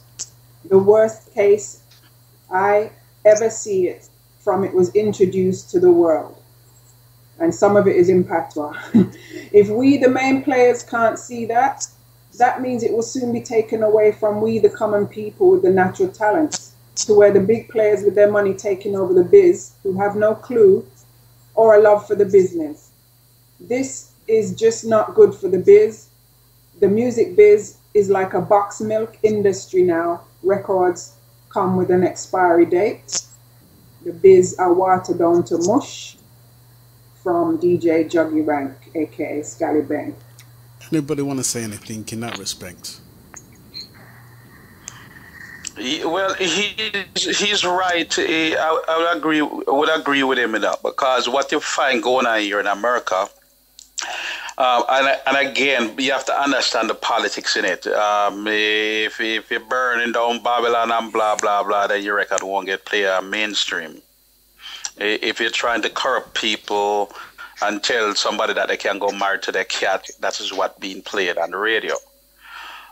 General, hold a minute, that scientist. I think Mr. Howell will just respond. So I'm sorry, the unknown number was cooking. So if you could call him now. Okay, we'll call him in about 10 minutes. Okay. Yeah. Okay. Yeah, but I would agree with him. Things get watered down because nowadays some people think them can stay in them bedroom and make a rhythm. Hey, sometimes you do it, I get lucky, I make a hit. But the music gets so watered down. For example, they don't even put percussion anymore in music. So all of the percussion player like Scully and them, they won't make any money. You go on and see a stage show, them don't even want to have a percussion player. And percussion is like seasoning to the music. Is a missing element. So a whole bunch of elements right now is missing out of reggae. Right. Okay, Lady General, over to you again. Okay, and so we had another couple of questions in the chat. One of them was regarding the Junjo. It says here, and I'm going to check who wrote this. It may have been Apache, but I'm going to go back and check in the chat room in a sec. But it said, the person said, in this scenario regarding Junjo and Jalife catalog copyright issue, what is the process for another producer / record company reissue recordings? The only person that can grant, I don't know if you want to read what Jamaica copyright laws say, that can grant a permission to copy. That's why I say the copyright is the person who owns the song. That's a person. What happening, again, a lot of these producers, they are uneducated. Right, a producer, again, I understand in nature, he's a hustler. He doesn't know what's going on. He get approached by a record company, and the record company have him sign something. The reason why these bad practice become gospel is because, one, the artists don't know, the promoters don't know, the producers don't know, and sometimes, again, a lot of the record companies like Greensleeve, when them just started out, they didn't know anything. It's our stuff put them on the map. So they were just following this bad principle all along that come down from studio one time about the record company owning everything. The record company only own it if we agree to let them own it. So the first owner of the copyright and the person who can stop the illegal copy is the person who owns the song or write the song. That is who actually controls the copyright. And if anybody is in doubt, they can go, it's not my words. This law been in effect from 18 something under the Berne Convention. And you can go look at JCAP copyright. That is under the Berne Convention. And all the Commonwealth country adhere to uphold the law. That the only person that can grant that permission is a person who actually owns the copyright. Now, if you sign something and you give the record company the exclusive right to do whatever they want to take your music and put it into some bestiality show, then hey, you're out of luck because you assign them that right. Okay. Back to you, Lady General. Okay, and that question was asked by Apache in the chat room. But Lady G, before you go along further, let me just echo this. The people who need to attack, like especially the Greensleeve Junjo catalog, is the artists. Whoever artists and whoever is saying that they want no copyright, they can go attack it. And you just simply say, please to show me in writing, based on what the law demand, where the copyright leave me to you. They must show that in court. If they can't show that, then case is over, and judgment for the plaintiff in behalf of the plaintiff. Okay. Go ahead, Lady G. Okay, thank you. And yeah, so, and I wanted to also mention real quick that scientists mentioned earlier the Berne Convention. All of these articles that we speak about are posted to the Reggae Business Talk Show page on Facebook. Just type it in, the Reggae Business Talk Show. And okay, so Mama D had a question, and her question was, if you have a rhythm, an artist's voice on the rhythm, who pays for the mix and mastering? And should the artist pay to be on the rhythm, or the writer of the rhythm responsible? That's interesting. Very interesting question.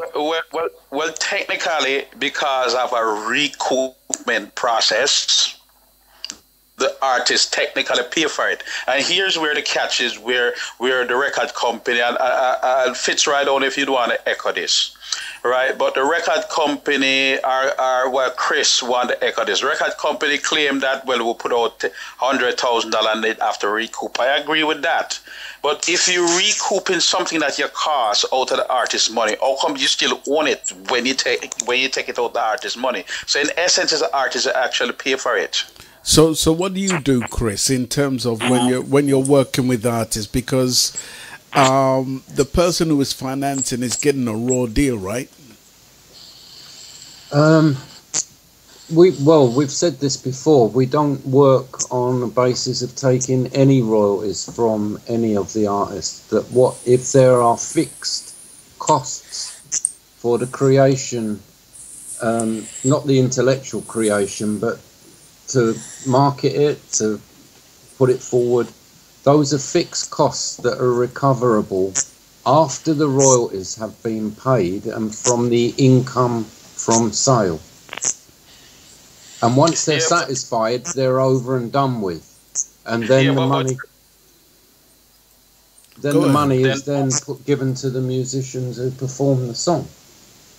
Yeah, but Chris, in a situation where the record company put up, say, X amount of dollars, it have to be recoupable, the money that them put up, but yet still they want to hold on the copyright. Yeah, so they have pay for it. That's fundamentally, that is ethically wrong. It's technically wrong because they have the artist pay for it, and yet still claiming that they own the copyright in the meantime. Yeah, it's what we don't operate that way ourselves, but we know that other people do, and that is ethically wrong because you've got to disentangle mechanical copyright, and you've got to apply. What we do is apply the same rate as a percentage in mechanical as we do with intellectual. So let's just say it's 10% for ease. So there's 10% intellectual property right protection. 10% of the mechanicals are protected as copyright, and the 90% that is left is then any fixed costs come off of that as the record sells. And then when that amount of money is fully satisfied, that part of us putting any money up front is done, finished and over. And that 90% then goes back to the creators of the song. And that's the way we deal with it. But we know that lots of people sign over their copyright and do the wrong thing. And the only reason that... Hold a minute, the scientist. One other statement. According to the question asks, if an artist is allowed to pay for his mixing and studio time, the artist automatically become a co-producer. Yes, exactly. So therefore, once the artist is allowed to pay for it or any financing of the project, he is upfront part financing. Of the owner. Yes. Interesting. Yeah. Yes. He is. Yes. He is. Yes. Yeah. Because the artist pay for it either way, because the record company going to recoup that out your royalty. But if like to answer the direct question, you going inside the studio, and part of it, if what you said, if your voice on a rhythm, how did you read that again? Lady G. It says if you have a rhythm, an artist voice on the rhythm, who pays for the mix and mastering? And should the artist pay to be on the rhythm or the writer of the rhythm responsible? Well, as what Fitzroy said, anybody who financed the project up front technically becomes an executive producer. Don't care how you look on it, because executive producer is the person who helped to finance the project. So I am in agreement with Fitzroy. That's how it go. So if the art, and then again, if the artist can be paid. Artists can be paid to go on a rhythm, and sometimes a producer can give an artist a rhythm to go produce himself too, like what Bonnie Striker do. He give a lot of people him rhythm and them go produce themselves which him is not the producer of that song, but he's the owner of the rhythm. Yeah, So yeah, you can go master it, you can go mix it. So you actually own that song, but you don't own the music or the copyright of the music. Well, they own the sound recording Yes. of that derivative work, but the original master, any derivative that coming from that, well, then you have to talk to Striker. Yes, yes. So I hope that answered the question from Mama D. Mama D, I hope that answers your question, yes. Back to Lady General. Any more questions? Okay, now let me see this. Yeah, I have two more. Okay. Next one is from Daddy Lion Shandell. He was asking earlier about something that came up. I think it was when Jalife was on. He said, what was the GG lawsuit all about and when did that happen? The GG lawsuit was a Cynthia's last song. I think, I don't remember the title of the song, but GG put out the song and claimed ownership to the song. The song sell millions of copies. I think it's someone calling on. Yeah, someone loves you, honey.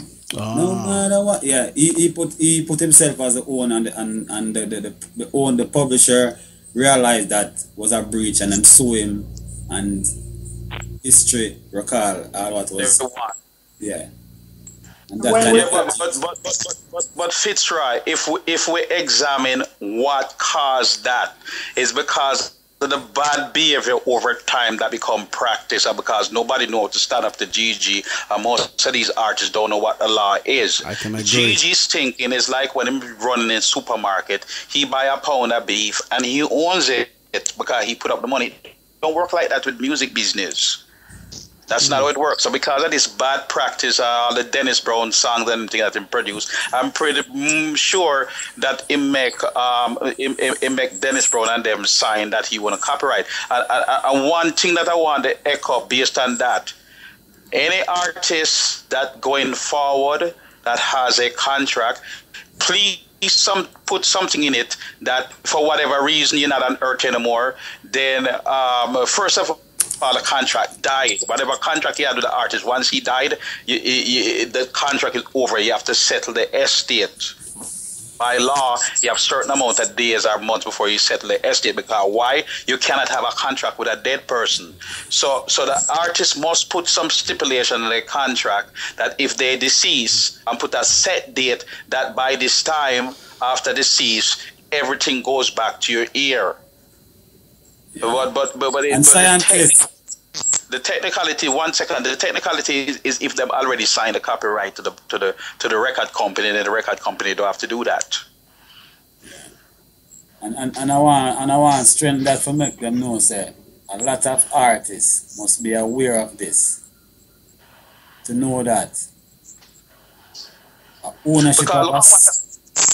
Because just like what happened to Dennis Brown and all these artists that passed, they're still selling him things.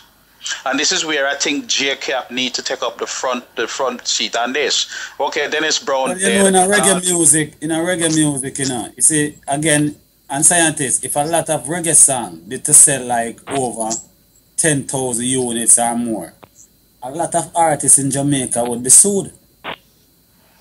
Yes, because a lot of breach occurring. People use people ideas and infuse in reggae music, them cover people melodies. But you see, because you can't sue a man for $1 million when the song don't earn $100. You know what I mean? So people know. Well, yeah, because the court gonna ask you what your actual monetary damage is. Yes. And if the person only make $100 off, right, then that's different. But here's what the court also attached to it now, because they see that the person that you're trying to sue can hide their books when in fact they make $10 million and only saying they make $10,000. What the court does now is attach statutory damages, like I went and I did a federal trademark on scientists. Nobody on the internet anywhere is supposed to sell any product related to music, anything to do with on the internet, CD, anything with the name scientist, I know own that federal trademark. And what they do, because it's hard to assess the damages, they have what you call statutory damages that anywhere from $500 to $5 million. And for willful violation of the copyright, then the sky is the limit. So they attach statutory damages towards that, anywhere from $500 to $50 million now, including attorney's fees. Okay. Most of the time, they're quick to settle a trademark or to case out of court because they know that the court can enforce statutory damage. What I would advise artists to do, because all of this is federal law, if you know that the record company is in New York, you don't have to sue them in New York. You can stay from the state where he is and sue them. Why? Because a federal state. Because some states, the statutory damages for violation probably just a couple $100, like New York. They have a statutory rate, but like in California, it's different. Because why? A bunch of celebrities live here. Okay, I'm going to bring this to an abrupt stop, and we're going to move on. And our last guest for the night will be Patrick Howell. Sorry, who is that? I did have one more question. Are we going to do it next time, General? Okay. Don't make General miracle. Sorry? No, Lady G, ask your question. All right, say that again because I heard some feedback there. Oh, I was saying we have one more question, but are we going to do that on the next show or? Okay, pose that question right now, and we'll just spend 5 minutes on it only 5 minutes due to time restraints. Sorry. Okay, last question for the day is, it was posted by Sweet Pea, and she says, JB is asking, how does PRS work in relation to the artist? Who wants to answer that? Chris? What was the question? How does PRS work in relation to the artist? You're going to need more than 5 minutes for that answer, really. Go for it, Chris, and do your best to round it up to 5 minutes. Right, very, very quickly and very shortly, PRS protects your intellectual property rights. So you register your work, whether you were an author or a composer or both, and that locks down the copyright officially. MCPS, which is connected to PRS, are the body that collects the mechanical copy royalties on your behalf. So therefore, if it gets radio play and everything else, and the record label releases the song, then they're the body that collect that information back. So basically, what we've always said is that whoever the authority is, PRS in the UK and all the others like BMI, ASCAP, is where you register your copyright to protect your copyrights mechanically and intellectually. Okay. Yeah, I want to say something basically to that as well, Chris said. And the PRS, once you're a member of the PRS, once you're registered, you must have, they will give you a CAE number, and them always send you emails for you to update and register your work. So once you keep doing that, you will be paid. Absolutely, absolutely. And real quick, before we move on, I just have a correction to make. Daddy Lion Shandell has said that the lawsuit that we were referring to earlier was Joe Gibbs and the artist was JC Lodge, not Cynthia Slosh. That's what we said. That's what we said, JC Lodge. Okay, JC Lodge. All right, so we're going to move on swiftly to our next guest, who is Patrick Howell. Yeah, thank you, Daddy Shandell. Yes, thanks, Dalila and Chandel. We're moving on swiftly. You're going to hear another piece by Dubidoo, and it's a track called Tribute to Scientist, the Dub King. All right, so take a listen to Dubidoo's piece. And when I do that, I'm going to try and get hold of Patrick Howell. Okay, you're going to hear about him.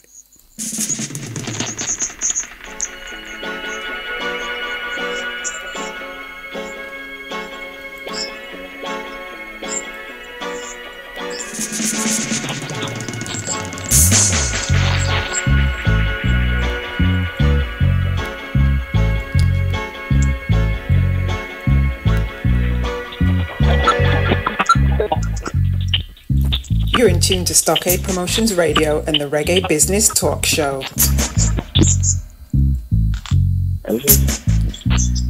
All right. Do we have Patrick in the building? Patrick, are you there? I'm chilling.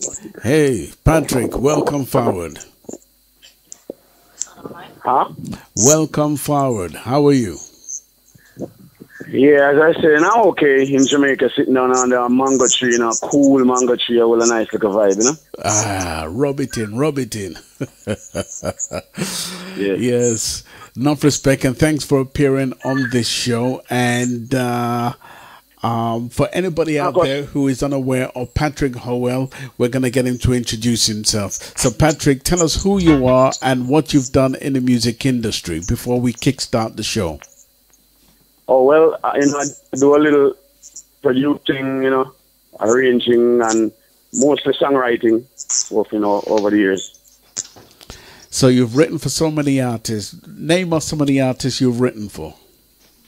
Like King Yellowman, George Nooks, Romain Virgo, Sanchez, Wayne Wonder, Richie Spice, just to name a few. I mean, this is the first time I'm hearing of you. You mentioned King Yellowman. What song did you write for King Yellowman? King Yellowman last two albums. I wrote and co-wrote one for Black Scorpion and one for King Jamis. Okay, interesting. George Nooks. Tell us about George Nooks. Oh well, George Nooks have a lot of songs. Even one of his, maybe the last album he did so far, have one song on it. Okay. And just written a new one, soon to be released. It's in its mixing stages. Right.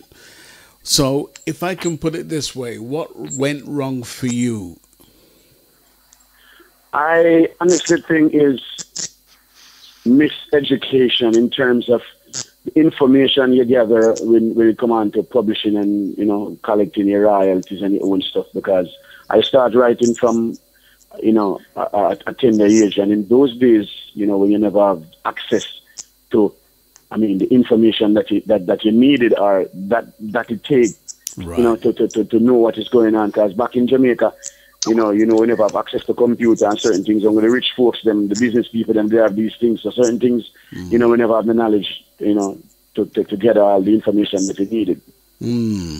I hear that. And so at the time, you were basically working blind, but as you worked through the years, you became knowledgeable and started to want to know how you could claw back what is due to you, right? Yeah. Understood. Exactly. I want to bring the conversation to Fitzroy, because he was the person who suggested your name, and it is the first time I'm hearing of Patrick Howell, so it is a pleasure to know and speak to you on our show today. So I want to hand you over to Fitzroy. And Fitzroy, tell us once again why you suggested Patrick Howell. I was listening to Patrick Howell via the interview we did on the Buzz, the IRFM Buzz and Reggae Day, and he was emphasizing that songwriter need to have protection and advocate, people catering for them to be paid in Jamaica. So, I know he's a man that writes a lot of songs. To me, he's one of the best modern songwriter in today's that I don't really see him get a lot of credit, because I saw him write an album for Yellowman, for Chuck Fender, for Paul Elliott, Anthony Cruz, just to name a few. He also he was a man who he inspired me and Andrew B when we were on Black Horror. Right. If you know, so we must write the songs them and thing. Even although he was a songwriter, but he's a man I look up to when it comes to songwriting. So I have one more question. To introduce him to the reggae biz, I want to ask one more question to Patrick before I hand him over to the panel for anybody who wants to ask Patrick any questions. And I guess my first question to Patrick would be, when you went to the industry to try and claim for what is due onto you, did you meet a resistance? It's a resistance in a way, but it would be like psychological resistance, where people have information they don't want you to have because, in a way, if they know you have that information, it'll be really critical to them because they have been collecting your royalties and over the years. So it's in a way when they find out all that you found out, then it'll cause problems. So the resistance is like keeping away the information from me. Was it where they could have did really teach me or tell me what it takes, but then they hide it from me. Was it like banging your head against a brick wall? Yeah, because I used to do it, and when I used to do it, I used to do it for fun because I never know at the time when I started writing that you're supposed to get money in terms of royalty. I thought it was just a job work. You write a song for a man and him pay you right there and then. I never know about the publishing, the mechanical rights, the performing rights. This the part a long way up when I get older in my years. I found out this. I thought it was like a job work. You write a song for a man and you get paid. So when I found out from King Everall tell me this, and then even Fitzroy himself used to really emphasize, and I say, yo, Pearl, if you get paid for your work. So when we run Black Uru at the time, where I mention and even the interview that I had, me say, yo, I was run Black Uru. So I start learn and I know say you forget pay because Fitzroy really introduced me and I make me know straight up say Pearl, you're a good songwriter. You forget your pay. Right. So me did hit a brick wall. I have one question for him. Did you sign anything? Yeah, I mean, I did sign a 5-year administration deal with Royalty Network, but it's up now one thing, so. No. Let me ask you the question a different way. Yeah. Producer them, because what you saying? Oh no, never signed nothing with no producer. Okay. I did in a contract with Jamis one time to try. Okay, so let me tell you what the lie is. No, a scientist that talk to you, scientist. From King Tubby's days, Okay. I hear the song them on Great Works, My Youth, and one of the reasons why we start the show, is it's painful to see like a man like Junior Bile, after him have so much hit song, sleeping into a trash can, and him song still selling. So let me tell you what the law is, right? Okay, look, one more question. Did you write the song 100% by yourself? Any of them? Yeah, man, a lot of them I wrote by myself and some I co-wrote. And they have you as on the jacket as writer, right? Yeah. Okay, so here's what the law is. Guess who owned the song? You don't know who owned the song, right? No, you have to tell me. You. Every last the one. The only way you lose. Yeah, the only time you lose ownership of that song is when you sign the right to a producer. So any contract going forward, never ever sign anything that say you own copyright. Hey, if them going to give you $600 million, that's a hell of a lot of money. I would say sell it. Yeah. Right? But the first owner of the song is the person who writes it, never ever the producer. Him could have put up money from one planet to the next planet. He's not the owner. You have the right that you can say, I don't want this song here copied. That's why I name copyright or reproduce anymore. So what you need to do, you need to register your song them. with ASCAP as the writer. I had to ask you 100%. If you co-write for somebody, you just do what you want done unto you. You give that person their writing credit. But technically, from what Jamaica, are you familiar with JCAP website? Say it again. Are you familiar with JCAP website? Yeah, you know, the other day I just get the forms and everything we need to be affiliated with them. So we fill out the form and everything now. So never check them one of them day, you know. Yeah, but on their website, they definitely say you are the owner. And the whole world now signed that law that Patrick is the owner because he wrote the song. Not the jammies, not none of the producer them. Only unless they help you to write it. If they come and say ping, they're entitled to just that portion. But if you write all of it or majority it, you are the first owner of the song. And the only time you lose that ownership is when you have a document to the contrary. Right. So next, one more question for you. How long we're talking about? How long are you talking about with what? The contract that I signed? Well, no. Forget about what contract you signed with a collective, because that was just a collection. How long what? Since you've been in the dilemma where you're not collecting for your royalties, because some agency only want to go back 5 years. Right. Yeah. So it's been more than 5 years? No, the dilemma that I was in, you know, because who me signed the contract with, the 5 year up, the contract up now. So right now I'm not signed with no administration, no publishing houses. So I get myself now in line now to get myself affiliated with somebody where really. I mean, not even sign with. We are going to get substance out of. Because you sign with some people and it's like them just sit on the back, lay back and wait. Them not do the job, like put in the substance to get the thing. So, right, in a way, scientists, me kind of slow down in terms of writing. Like, me not write too much like me used to, because at the end of the day, it's like the money we're supposed to get is like, me not see the money. Just like even when me sign with, me get discouraged. So, me never write so much like me used to, me kind of, the slow down on the writing and all these things. Because, I mean, the substance I'm supposed to get out of, I not get out of. Even when we sign with Royalty Network, him did I do this, Frank did I do the administration part of it.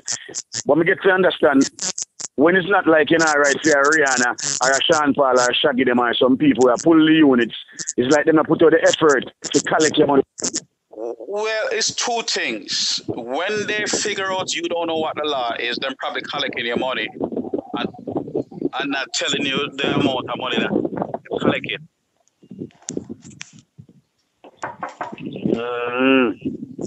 I'm not figure that too, scientist, and that's why now we're kind of ease back a little bit and I say, until I find somebody where we really gonna get some substance out of it, we really gonna shed the light on it and say, dude, me I do this and me I do the job right. JCAP. Yeah, me I go to JCAP because I'm gonna check them. I'm gonna check them, man, and sit down with them and me get the farm and me I do my thing and everything now. So I'm go back in the weekend now, but go do my thing and be a member. So let me tell you what you should ask JCAP. Who been collected? Because I find a lot of cases. The producer is the one collecting the royalties and you're right to share the money when they're not supposed to be collecting it. Because they, as you said, know more than you and they put their name as the writer. That's what happened 90% of the time. Okay, we've got a little bit of feedback. You talk to one of them, they tell you that the producer been collecting all this time. Anybody have any more questions for Patrick while we're still here? I have one. Hi, Patrick. Welcome to the show. Hi. It's a pleasure to have you here. This is Lady General speaking. Lady General. I'm blessed.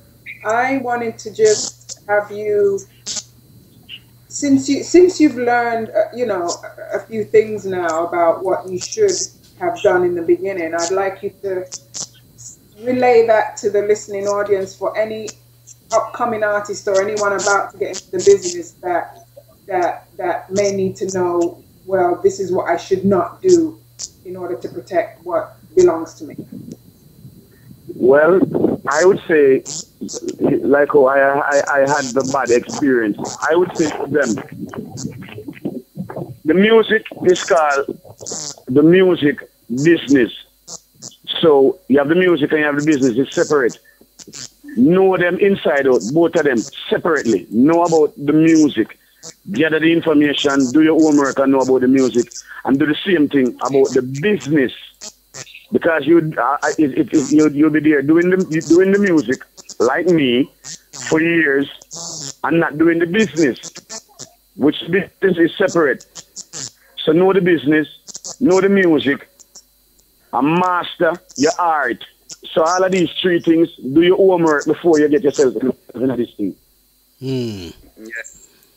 Patrick, one advice for you. Next time you go on inside the studio and anybody asks you writing anything, as you write it and put it down on a piece of paper before anybody even sing it, just register it. Manners. Before they even, once you put it on a piece of paper, you register it. Because here's what, Patrick. Yeah, but register it to who? To like JK will never sign it? Yeah. From the moment you write the song, you go register the song and the lyrics. Or the Library of Congress. Our Library of Congress. You register it right away. Because here's what happened. If anybody talk to Supercat and hear Supercat's story, how them put on the news that he was dead, and them getting ready to collect him publishing. Right? And you have to be careful. You have to be careful. Because we've seen it as soon as this person have a hit song, right, then you find people disappear. And people can't find them. Like I get. Huh? Yeah. No, not you. I hear you, man. Yeah. You find them disappear. Like, for example, Jukes. You know Jukes? Junior Delgado. Yeah. Yeah, and there's no Jokes, did the whole record with Jokes, and I think after Rolling Stone or one of them must do him song, all of a sudden, Jokes never wake up back. And there's more than one incident of that, especially when there's big money out there. Yeah. Right, so one of the things that you should do, right, you have kids? Yeah, man. Yeah, so you make them to be the beneficiary.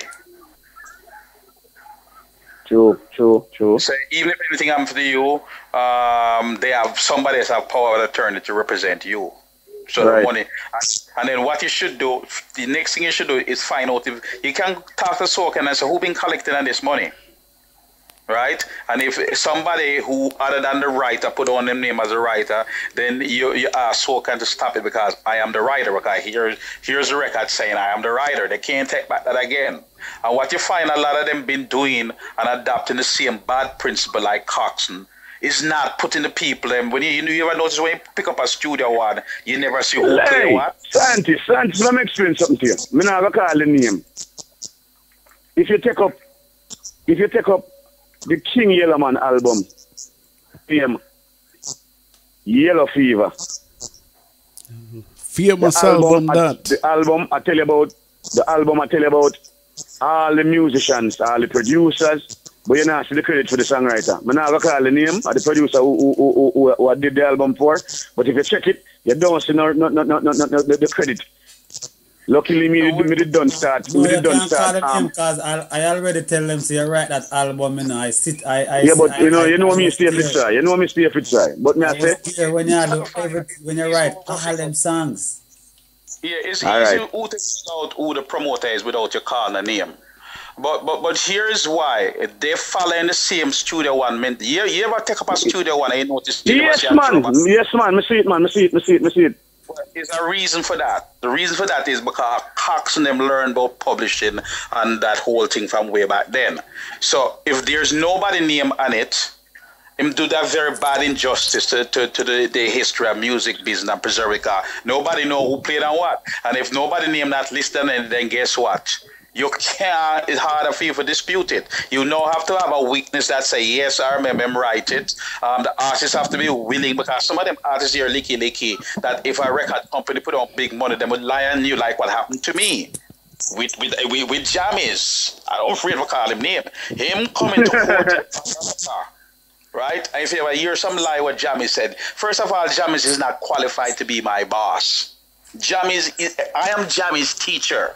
Jamis doesn't know anything about engineering like me. Both him and Tubbies, and it might sound braggadocious and boisterous, but both him and Tubbies don't have my experience. This is why none of them can put back that big fat sound that he used to come from Jamaica. Right? Yeah. But him come all the way into America. If you ever hear the lie, them way him telling to court. Right? Because it make Greensteve them pay him to come and commit perjury. Right, and the whole heap of gun talk and threat. You can go just Google it, Jammy's lies. Google it, and you will hear for yourself. So this is the reason why I'm telling you this. Watch yourself. There's big money at play. A whole heap of promote artists as soon as they make some limelight. Then all of a sudden you're like against Wayne Smith. Yeah. And the list goes on. So watch yourself, protect yourself, put your kids' them name as ear.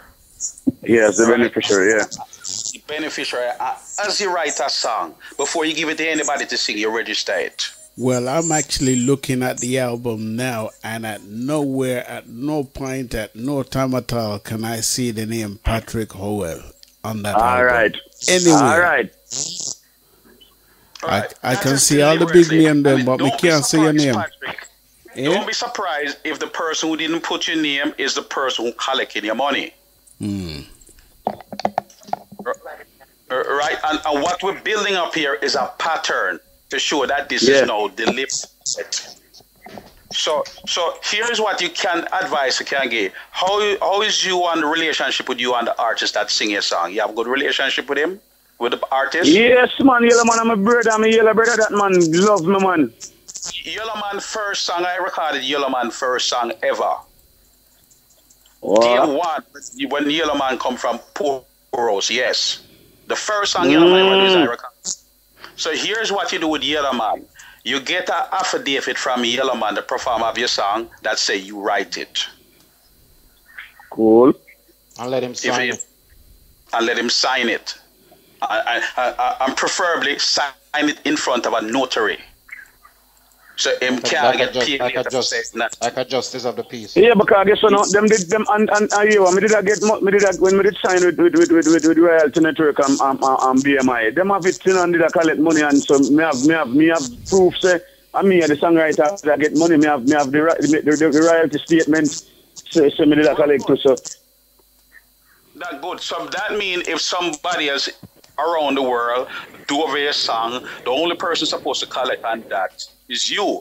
The bad practices with all of them so-called producers, them put them name as a writer, everything, and them believe it's like when you go to a supermarket and you buy a piece of pork. It's mine, and I pay for it. Hey, let me tell you something. And scientists, them are doing it. It's like it's a practice in Jamaica. No, look on this. There's a girl again now. Me have 3 songs on her album. Now the whole of the song them she by herself. My name not there.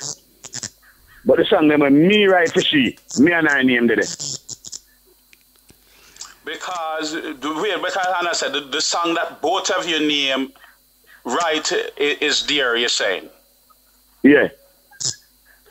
No, me and you I write my solo. three songs that I wrote for her, scientist. But me to write by myself and let them to sing. Me and her name there. But the one them she write alone. I see her name not alone there. I mean I look on it and I say, oh, you don't write your song them. But and your name alone there. My name not there. But oh, me alone write my own. But your name there.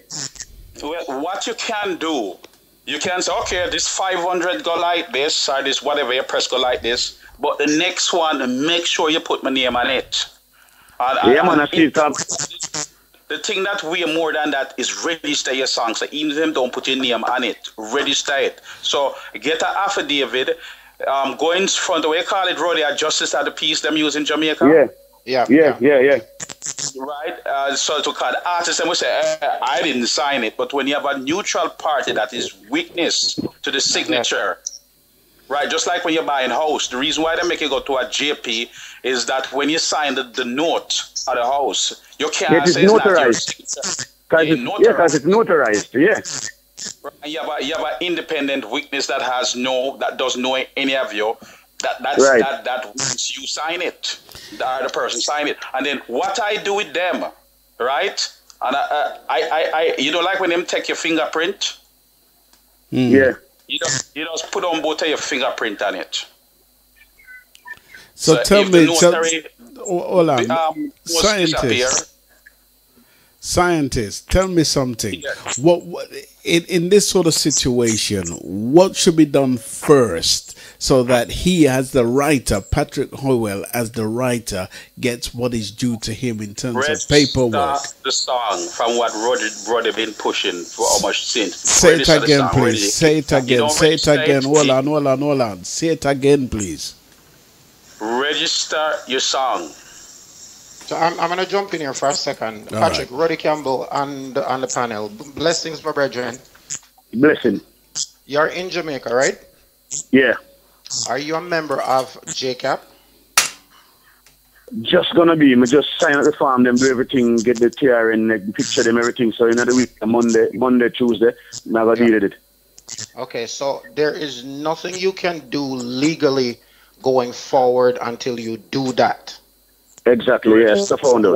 Once you register your songs, then now you can go to JCAP and say, okay, go back into your archives, have a list of every single song that you have written, as far back as you can remember. Have a list of every single songs that you have written. Yeah, but you already know. I mean, what is? Sorry for cutting. Most of these publishing, them some go back 3 years and some go back 5 years. Doesn't matter. You have a personal list of your songs, hard copies of your songs that you have written. Get yourself registered, and from there, then now you can start to proceed with the process of how you can go about recuperating. If in any case you can do so. But the first thing you have to do, I'm going to read something for everybody just for a second. And this is called How You Recover Your Copyrights as a Songwriter. You may have written an outstanding song with a fabulous melody, great lyrics, and memorable hooks. Yet your work doesn't stop there. Songwriting raises many legal issues such as who gets the credit for a song, how are royalties split, can you claim tax deductions for home studios, and should you register a copyright?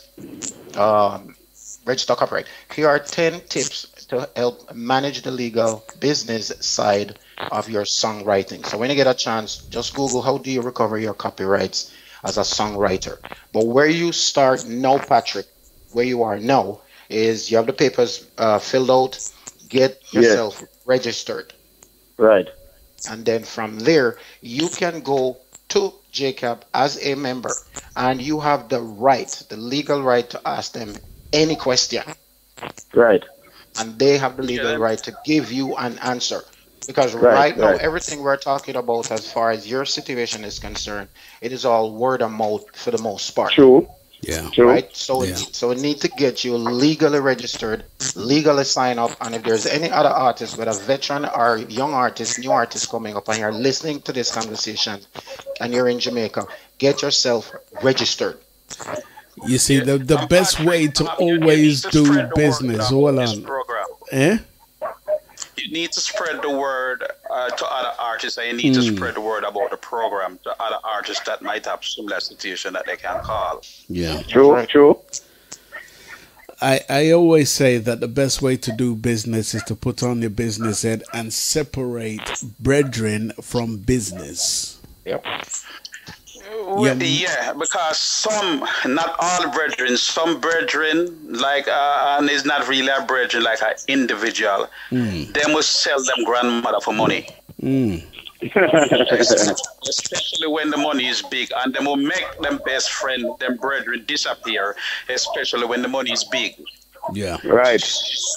Yeah, so if anything that you name not on, get the artist, get the artist to notarize it, that you was a songwriter, and register it, find out who been collecting your money, and then what that will do, right? Whenever so can see that person name come up, they will put a flag under a producer who tried to collect Earl Zero Publishing. He's flagged in the system. So anything he put in the system as writer, they flag him and want to put everything on hold to let them make sure that that person actually is. Okay, let me ask you one other question, scientist. Is it ever too late for anybody out there to collect what is due to them if they haven't signed any legal document? If they haven't signed any documents? If they haven't signed any legal document, is it too late for them to collect what is due unto them? No, but the problem with Stockade and most of them, which I don't agree with their position, that they only want to go back 5 years. So by you not registering your song, you allowing them to keep the money. They're going to claim that they lost their books, all the nonsense, which I don't agree with. Yeah, because check this out. Sorry for cutting you, scientist. Check this out. Check this out.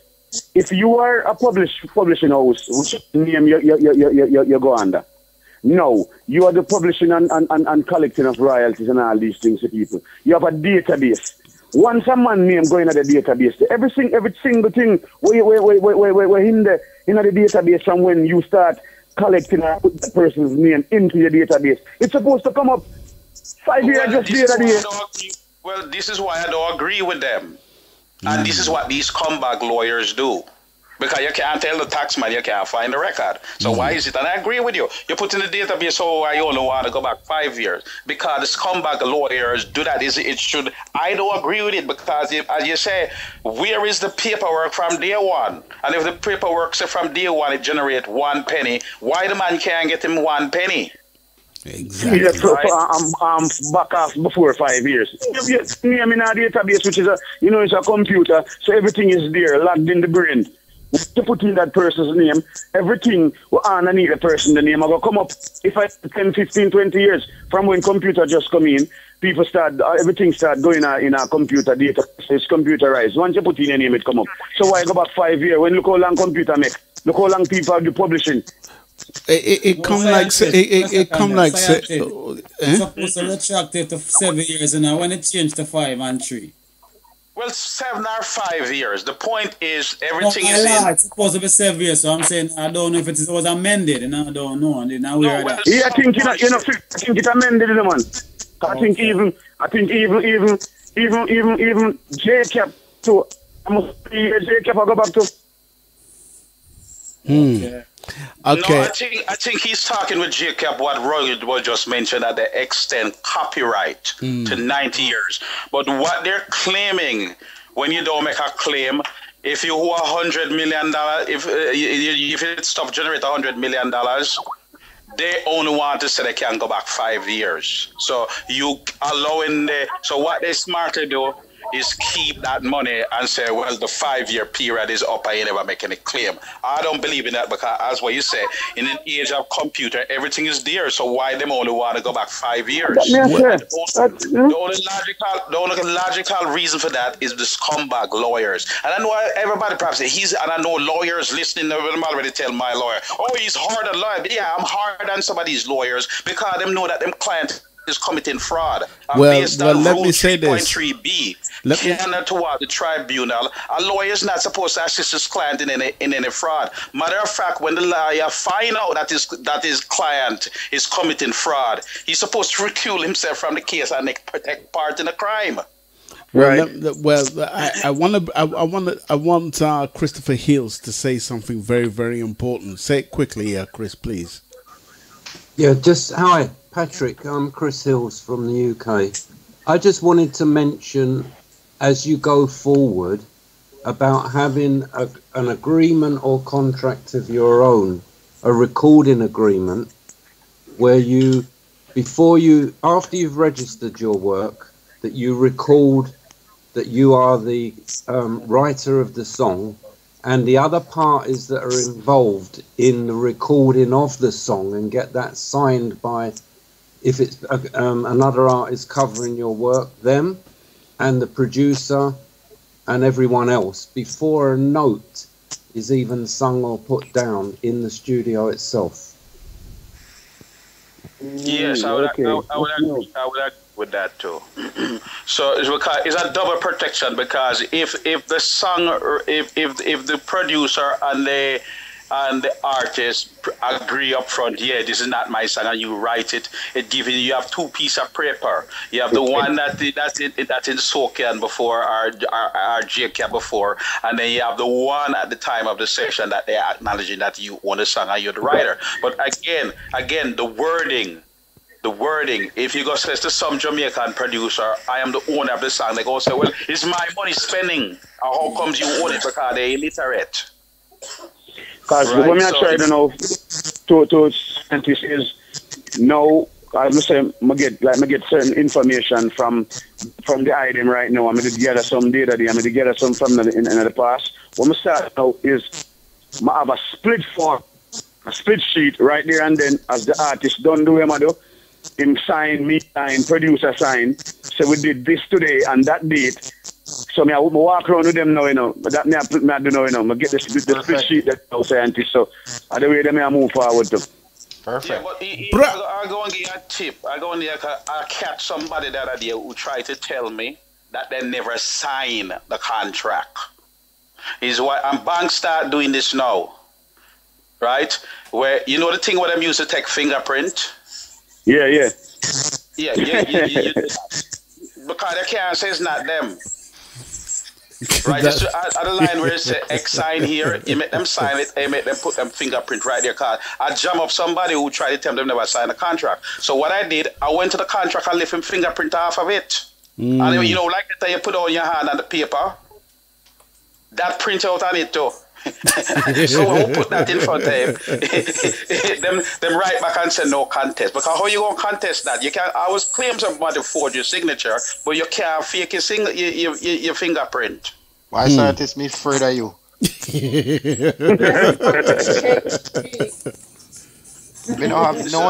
I have no intentions to do any business with, and I'm saying this publicly, with scientists. The only person who won't go on in a business with me is if somebody that originally have bad intention. But hey, look here, I smoke too much weed. It's well lubricated. Before it can even come out of your mouth, I already see where you're going with it. Right. I'm puffing right now. It doesn't make your brain slow. If anything, it makes your brains more powerful for deal with them scumbags. Because that's how I pick them. Because I must try to tell me that's not my signature. Where's the witness? Oh, really? Where's the witness? Here is your fingerprint here, idiot, on the thing. Here's your handprint. You want to say it's not yours? Let me tell you something. Them lie right back and say no contest. Let me tell you something. You know how proud me is of scientists right now, because not one time we have to bleep him tonight. That's right. What, beat me? Why you tired now? We can start slowly moving towards the front of the class now. We have to keep him for the last few shows. We have to keep him in the back, give him a bullhorn, make him talk. But it's just knowledge passing on. It's just knowledge passing on. It is absolutely perfect what you just said, scientist. It is absolutely perfect what you said, because going forward, a lot of people should, we're making light of the conversation, and this is what the show is about. It's not all seriousness. We laugh on the show too also. But it is very, very serious what scientists have said, because when someone can contest the fact that, you forged my signature, nobody can forge your fingerprint. No, you can't. Impossible. No, there's no two fingerprint the same way. And even if you file it off, right? Them even have things can know when you file, because some people, the moment them get arrested, them start to rub them fingerprint on some stone. So when them fingerprint them, they get the wrong fingerprint. Now when you put in the scanning machine showing the well then this have an imperfection. So them put it to sit down for 2-3 weeks later, your fingerprint grow back. And then them retake your fingerprint. So you can't fake that. Getting him going to say cypher now. I tell you what. Some quick information. Go ahead. Yeah. Archie says, I am a JCAP member. Yay! Nice. Also Apache said, Patrick Howell, make sure all your songs are on hard copies, such as a lyric book. There you go. And the reason why I keep encouraging Jamaican artists, because outside of Jamaica, everybody else have their business pretty much in order. But the one thing I want to emphasize, Patrick, and to all the Jamaican artists is that when you sign up or register yourself, become a member of JCAP, you are now linked to SOCAN in Canada. You're linked to BMI in the USA. You're linked to ASCAP because all these companies are linked together. Through your CAE number, like what Fitzroy right. just said, your CAE number. Or your in my case, I have what you call an IP number. Like your social security number, your ID, driver's license number. That's what it is. That number follow you anywhere in the system. And the other thing you should do, Patrick, when you register, you will get, in Canada here, we get what we call an IP number. You have a membership number. Write that number down. Right. Ask whoever you speak to at the office, do I have a membership number? And if they say yes, which they should, write that number down. It should be on your forms once you register. You won't get that number before you register. You get it after you register. I register as a publisher too. Yes. Right. Because the first publisher, like you don't have to go through an ex-publishing company. And I think, what's the name there? Help me out, your coffee and cream. You remember you're talking about publishing, how you don't have to give up that? No, you don't. I mean, we don't. I mean, not sure where Patrick's going to go, whether he's going to use somewhere like TuneCore or CD Baby to release his own releases.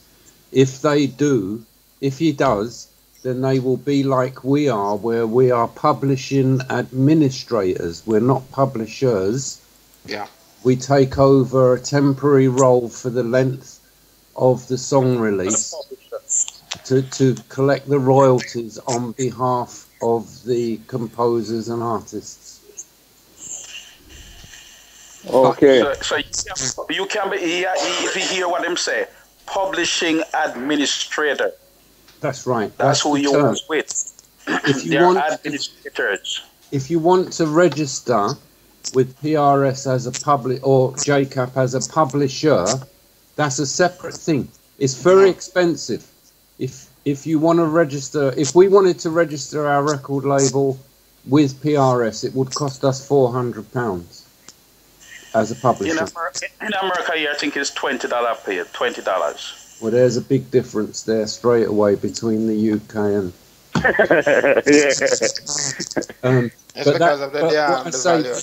We don't operate as a publisher. We only operate as a publishing administrator.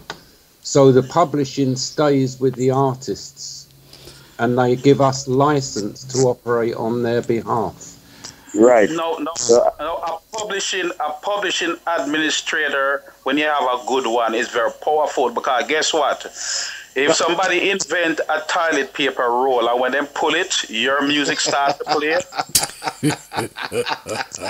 Guess who's supposed to pay that money, Patrick?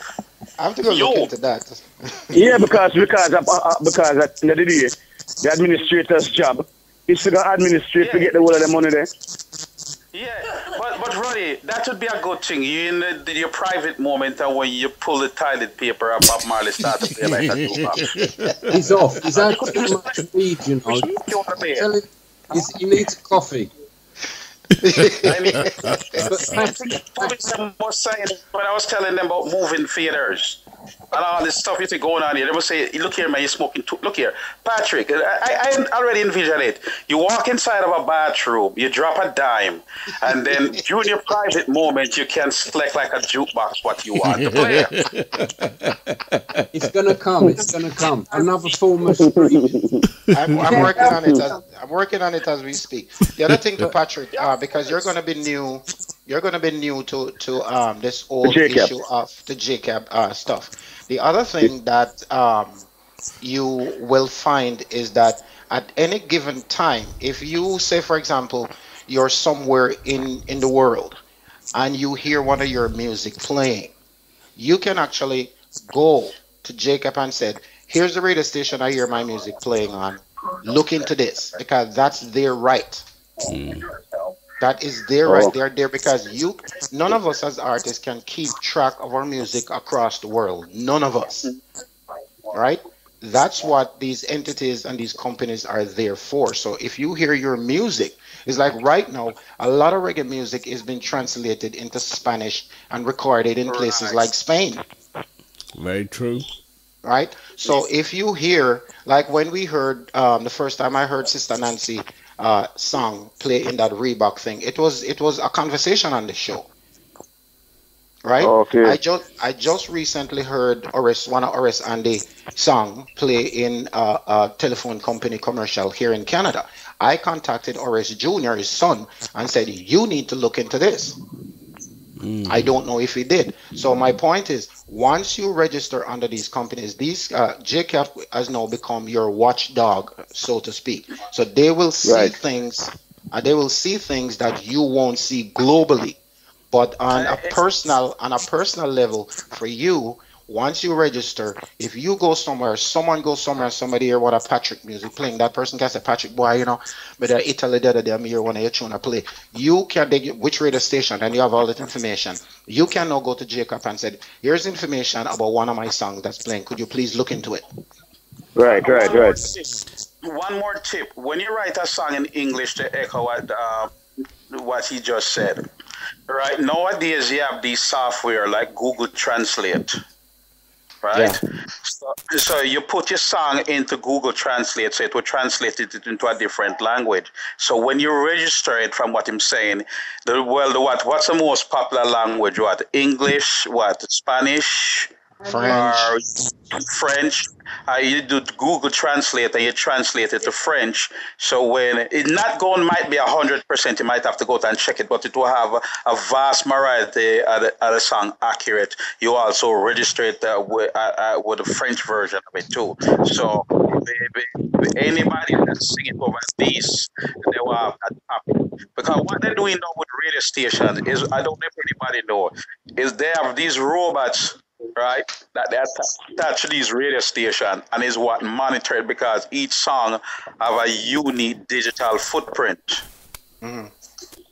So these robots go out and say, okay, this one was done here by this one.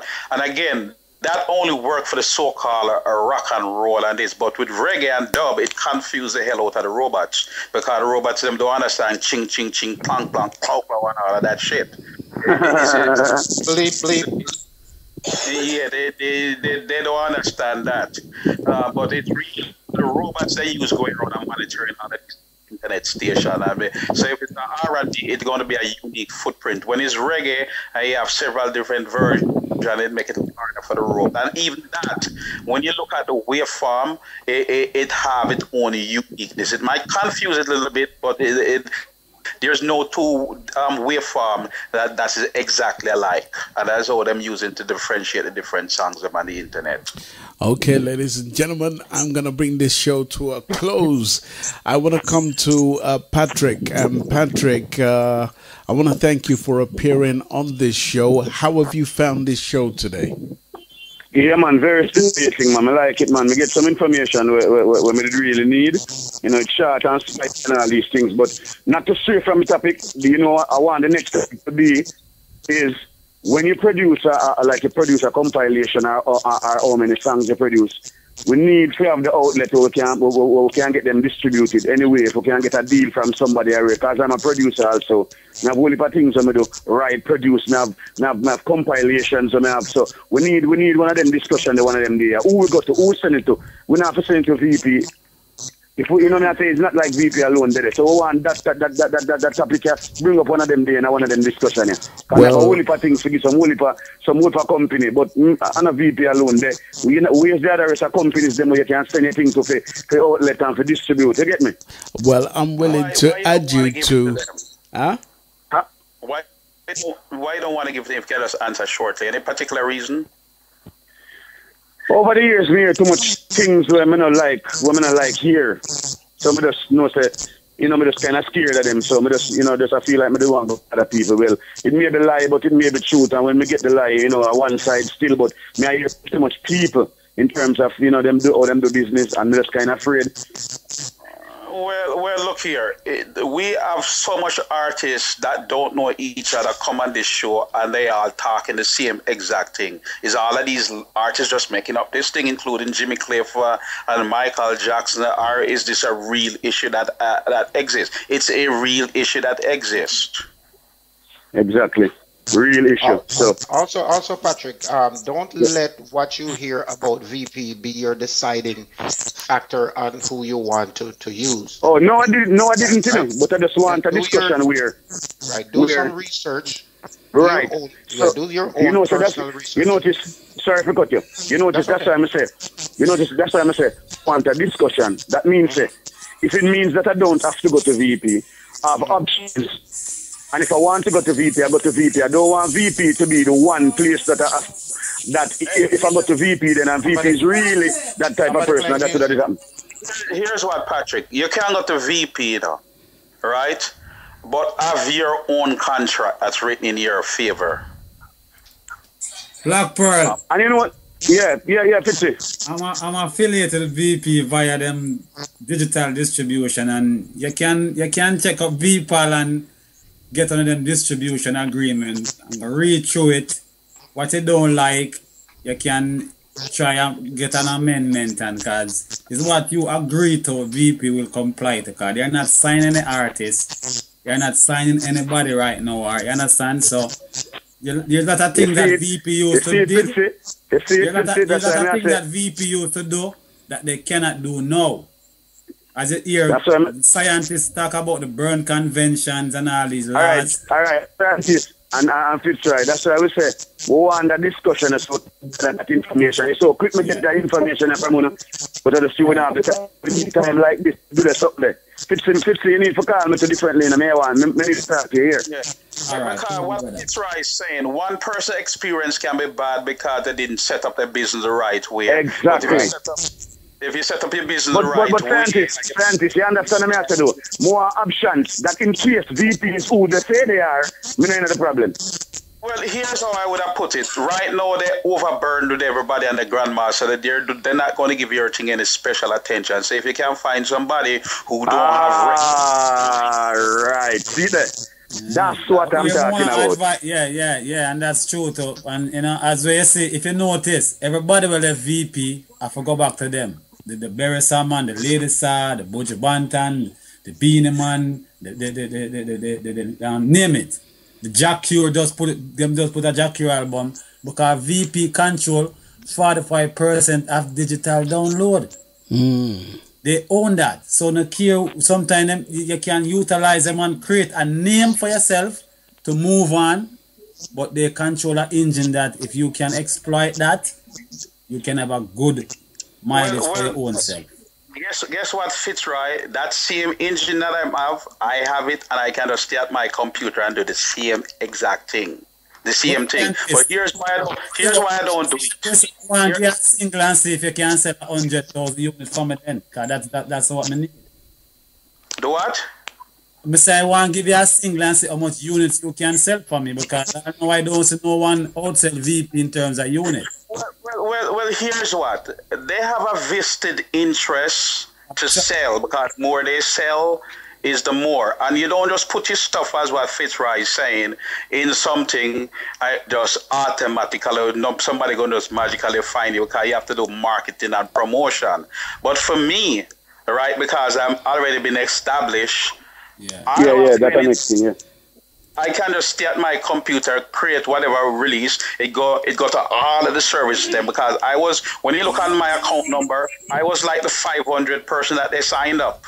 And the same exact thing. I could sign people and give them own label, but the reason why I don't want to do it, I've been trying to get them to change the system that the money go directly to Patrick and not come to me, and every month I have to do all this accounting like what VP them do. I don't want to do it. That's why I just do it for myself right now. I do it, but I don't really like it because I don't like respect to other people money come through me, because I don't want it raised no question.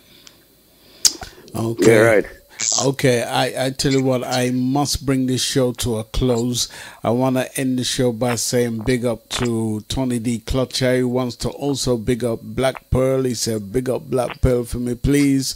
So, Tony D. Clutcher, we just done it. All right. All right. So, you found this informative, Black Pearl. Word and get artists to call us. Say that again. No, get songwriters to call. Cause Pearl advocate for songwriting, you know. I one of the greatest songwriter in a reggae today, you know. Remember me telling you, know. This man, you know. Yeah, man.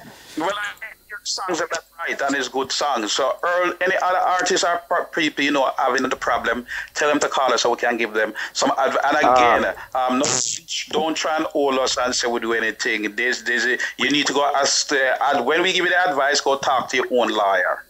True. All right, so I want to thank Fitzroy for suggesting Black Pearl to appear on this show, because it's the first time I'm hearing another man, Black Pearl, and the music and the songs that you've written for various artists, I have them in my catalog, and it's an absolute pleasure. I'm coming over tonight. I need your baby. Man. I just want to echo something before, because we have Patrick with us. As Fitzroy just said, you know, that Patrick is one of the greatest songwriters of our day today. All the more reason, Patrick, is to this week go register. Go register. Thanks, because I guarantee you, once you register, you're going to see another side to all of this that you have never seen before. And I also Anthony Cruz tell me that too. That's right. I also hope this show and the revelations that have occurred on this show, that it serves as an example of what to do and what not to do. Okay, there must come a time when you must separate, you know, bad practicing from, you know, getting what is due unto you. If nobody wants to ever speak to you ever again because you've secured yourself for the rest of your life, so be it. You know, they just got to go. But you must secure yourself, because your children and your children's children must reap. And I must big up again Enos McLeod, who was a legend, who told me categorically, he said his children and his children's children's children will be secure way after him pass and gone. Right. That's what it's all about. All right. So I want to thank each and every one. I want to bless up Black Pearl. Once again, it's an absolute pleasure to have you on the show, and we hope you'll come back again sometime. Yeah, I'm there, man, because we're not going nowhere, so I'm Fitzroy, I'm a brother, you know, so Amen. You don't know it's a man, anytime you tell me nothing, I run with it. See talk there. off a facts. Maximum so, you know, respect. I'm a youth. Thank you so much. Scientists and the crew, them man has been a scientist for a long time. I hear about the eye to never get in detail, but trust me, blessings to the information to all the fear. You know, and to all of the panel, them and everybody else will get involved in the thing. We need these things, because trust me, it's a power, you know, so we need it, you know, thanks to everybody with upon the thing. And manners and respect, and don't stranger, if there's anything that I can do musically for the item, Fitzroy have my number, you know, call me, let me know what can go on, and we do it the right way, the legal way, the way we beneficiary to we and we kids them. Just get me involved in manners and respect to everyone, you see it. Thank you so much. Thank you, sir. Thank you, sir. All right. I want to come to, just before I let everybody go, I want to come to Scientist to say your last words. Don't let me go, General, hold me. Eh? I said, don't let me go, hold me. No, you're there for life, man, for life. Hold on to him, shut tail, Fitzroy. Hey, Scientist, what do you have to say before we end the show? Scientist, and drop asleep. Scientist, drop asleep. All right, Rolly Campbell, say your last words, please. My last word to everyone, whenever we have this show, is do not take our word as gospel. Go out and whatever information you have jotted down, please, I encourage everyone to do your own personal research, because everyone on this panel, we didn't just come on the show and start blurt things out off of the top of our head. We have done our research. So please, I would encourage everyone to do your research for your own good and for your own satisfaction. And to all the Jamaican artists, them go register on yourself with JCat. All right, ladies and gentlemen, your time. Yes, thank you, GC.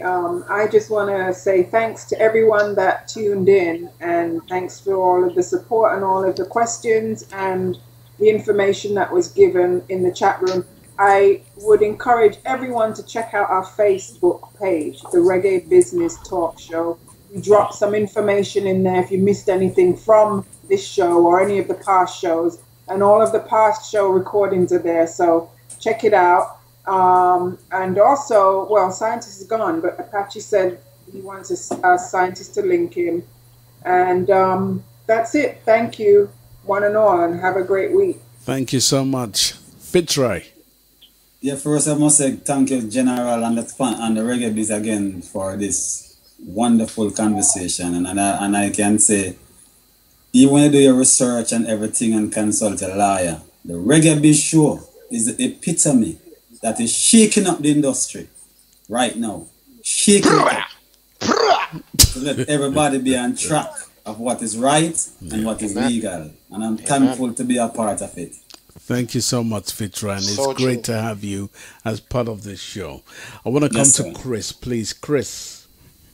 Yeah, only a very short one, just for a listening audience, that currently all the previous shows are available on your Mixcloud, the Reggae Business Talk Show, and in preparation for when they'll be available on YouTube. Thank you. And I must say I'm working on the YouTube channel, and for some reason it's given me an extra gray hair, but I'm going to conquer it and I'm going to crack it. And but you can, you know, you've got a separate channel on Mixcloud for this radio broadcast. So. Yes. So anybody who's missed the airing of this show, you can get it on Mixcloud for the meantime. But we are working on the YouTube channel, which was suggested by Chris. So thank you so much for the suggestion. Next show, most definitely, I am going to introduce, let's see, Barry Ace onto the show. He was listening to the last couple of shows. He loved what he heard.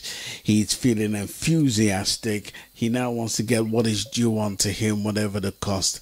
And he's looking towards us to help him to do that. So I'm going to introduce him onto the show, the next show, which is going to be in about 2 weeks' time.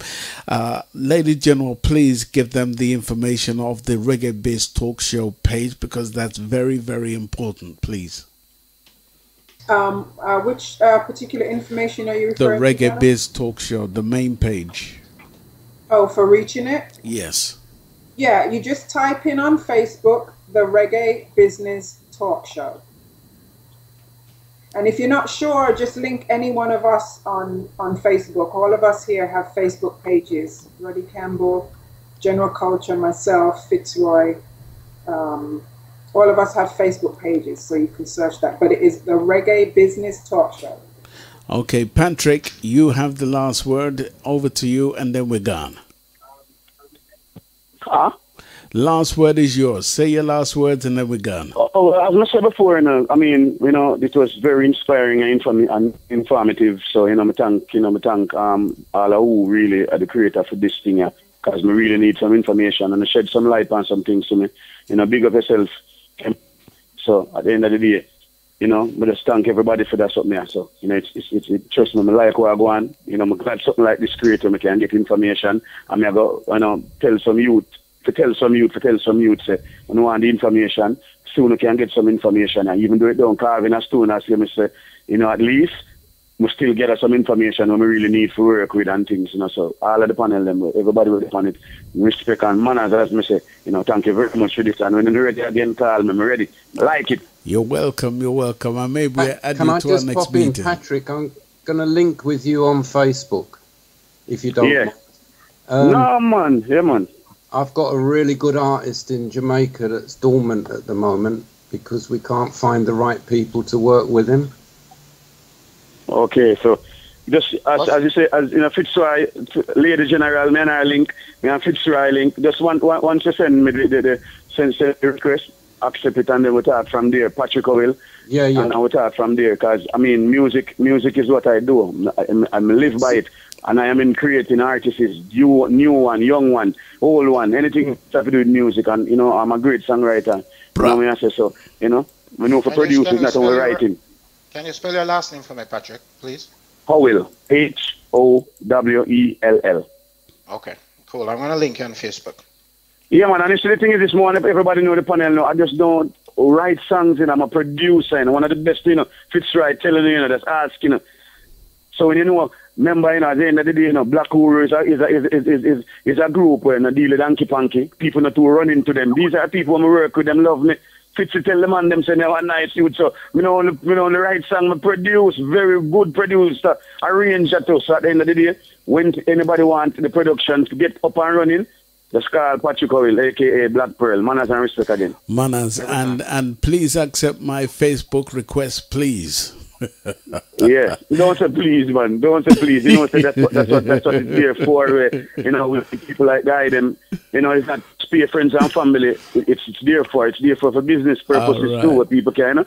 So let's send the request, and you know, we're ready. It did already, man. It did already. Maximum respect, my brother. Respect you. All right. Thank you so much, each and everyone. I'm going to let everyone go. Thank you so much to the panel. You've been awesome as per usual. This show sell off. Mad. Up and about show. Mad. All right. I want to say thank you so much to each and everyone. Lady General Roddy Campbell, Chris Hills, Fitzroy Francis, the scientist, myself, Dubidoo, who had something present to do, so couldn't be here, but it was here in spirit. Maximum respect to him at each and every time. I want to thank the listening public. Maximum respect. I'm going to let everyone go. Thank you so much. Don't forget Joe's life. All right. Thank you to Joe Life. Yes, Jalai, thank you so much for appearing on the show earlier. I'm going to link up with him because I'm going to bring him back onto my live conversation show. So we're going to make that happen. So maximum respect, each and everyone. Thank you so much. Enough love to the next meeting, yeah? Yes. Yep. All right. Yep.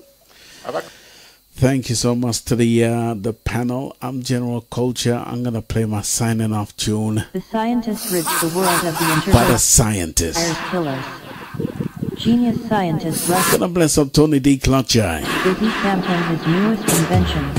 A hybrid plant grown on planet. Gonna bless up Apache. A green giant that makes everyone who partakes of it filled with Apache maximum respect. Archios. Betty Love. Raises down a pipe. Dandelion Chandel. On the table. Guest 2879. Here's the intergalactic vampire. Jen Niceness. Lady General. Mama D. Marsha. Mr. Bunsby. Sharon. Sweet Pea. JB. Each and every one bless up. The scientist brings nothing more to the table than a love of mankind and a talent for reggae beats. But these tools are more deadly than they appear. Some may say that mere humans cannot possibly also gonna bless up each and every one on the outside. But with a little creativity and a lot of hard work, the dream that the scientist rids the world of evil just might come true. This adventure is explored in the science. You're in tune to Stockade Promotions Radio and the Reggae Business Talk Show. Like no other. In the Scientist album, listeners learn of such evil creatures as the intergalactic vampire. Also want to bless up our conscious partners for airing this show, simulcast to this show. These terrifying creatures are awful. Gonna bless up the Rockers Corner Radio. It is gonna bless up Storm Vibes Radio. To make and this is the big bad Stockade Radio. Fortunately, enough love. I'm out. I'm gone. The scientist needs to take all on his own. Along the way, he will be able to snatch up several crewmates, each with their own unique powers. First there's Flabba Holt, the chief of low-frequency shockwave.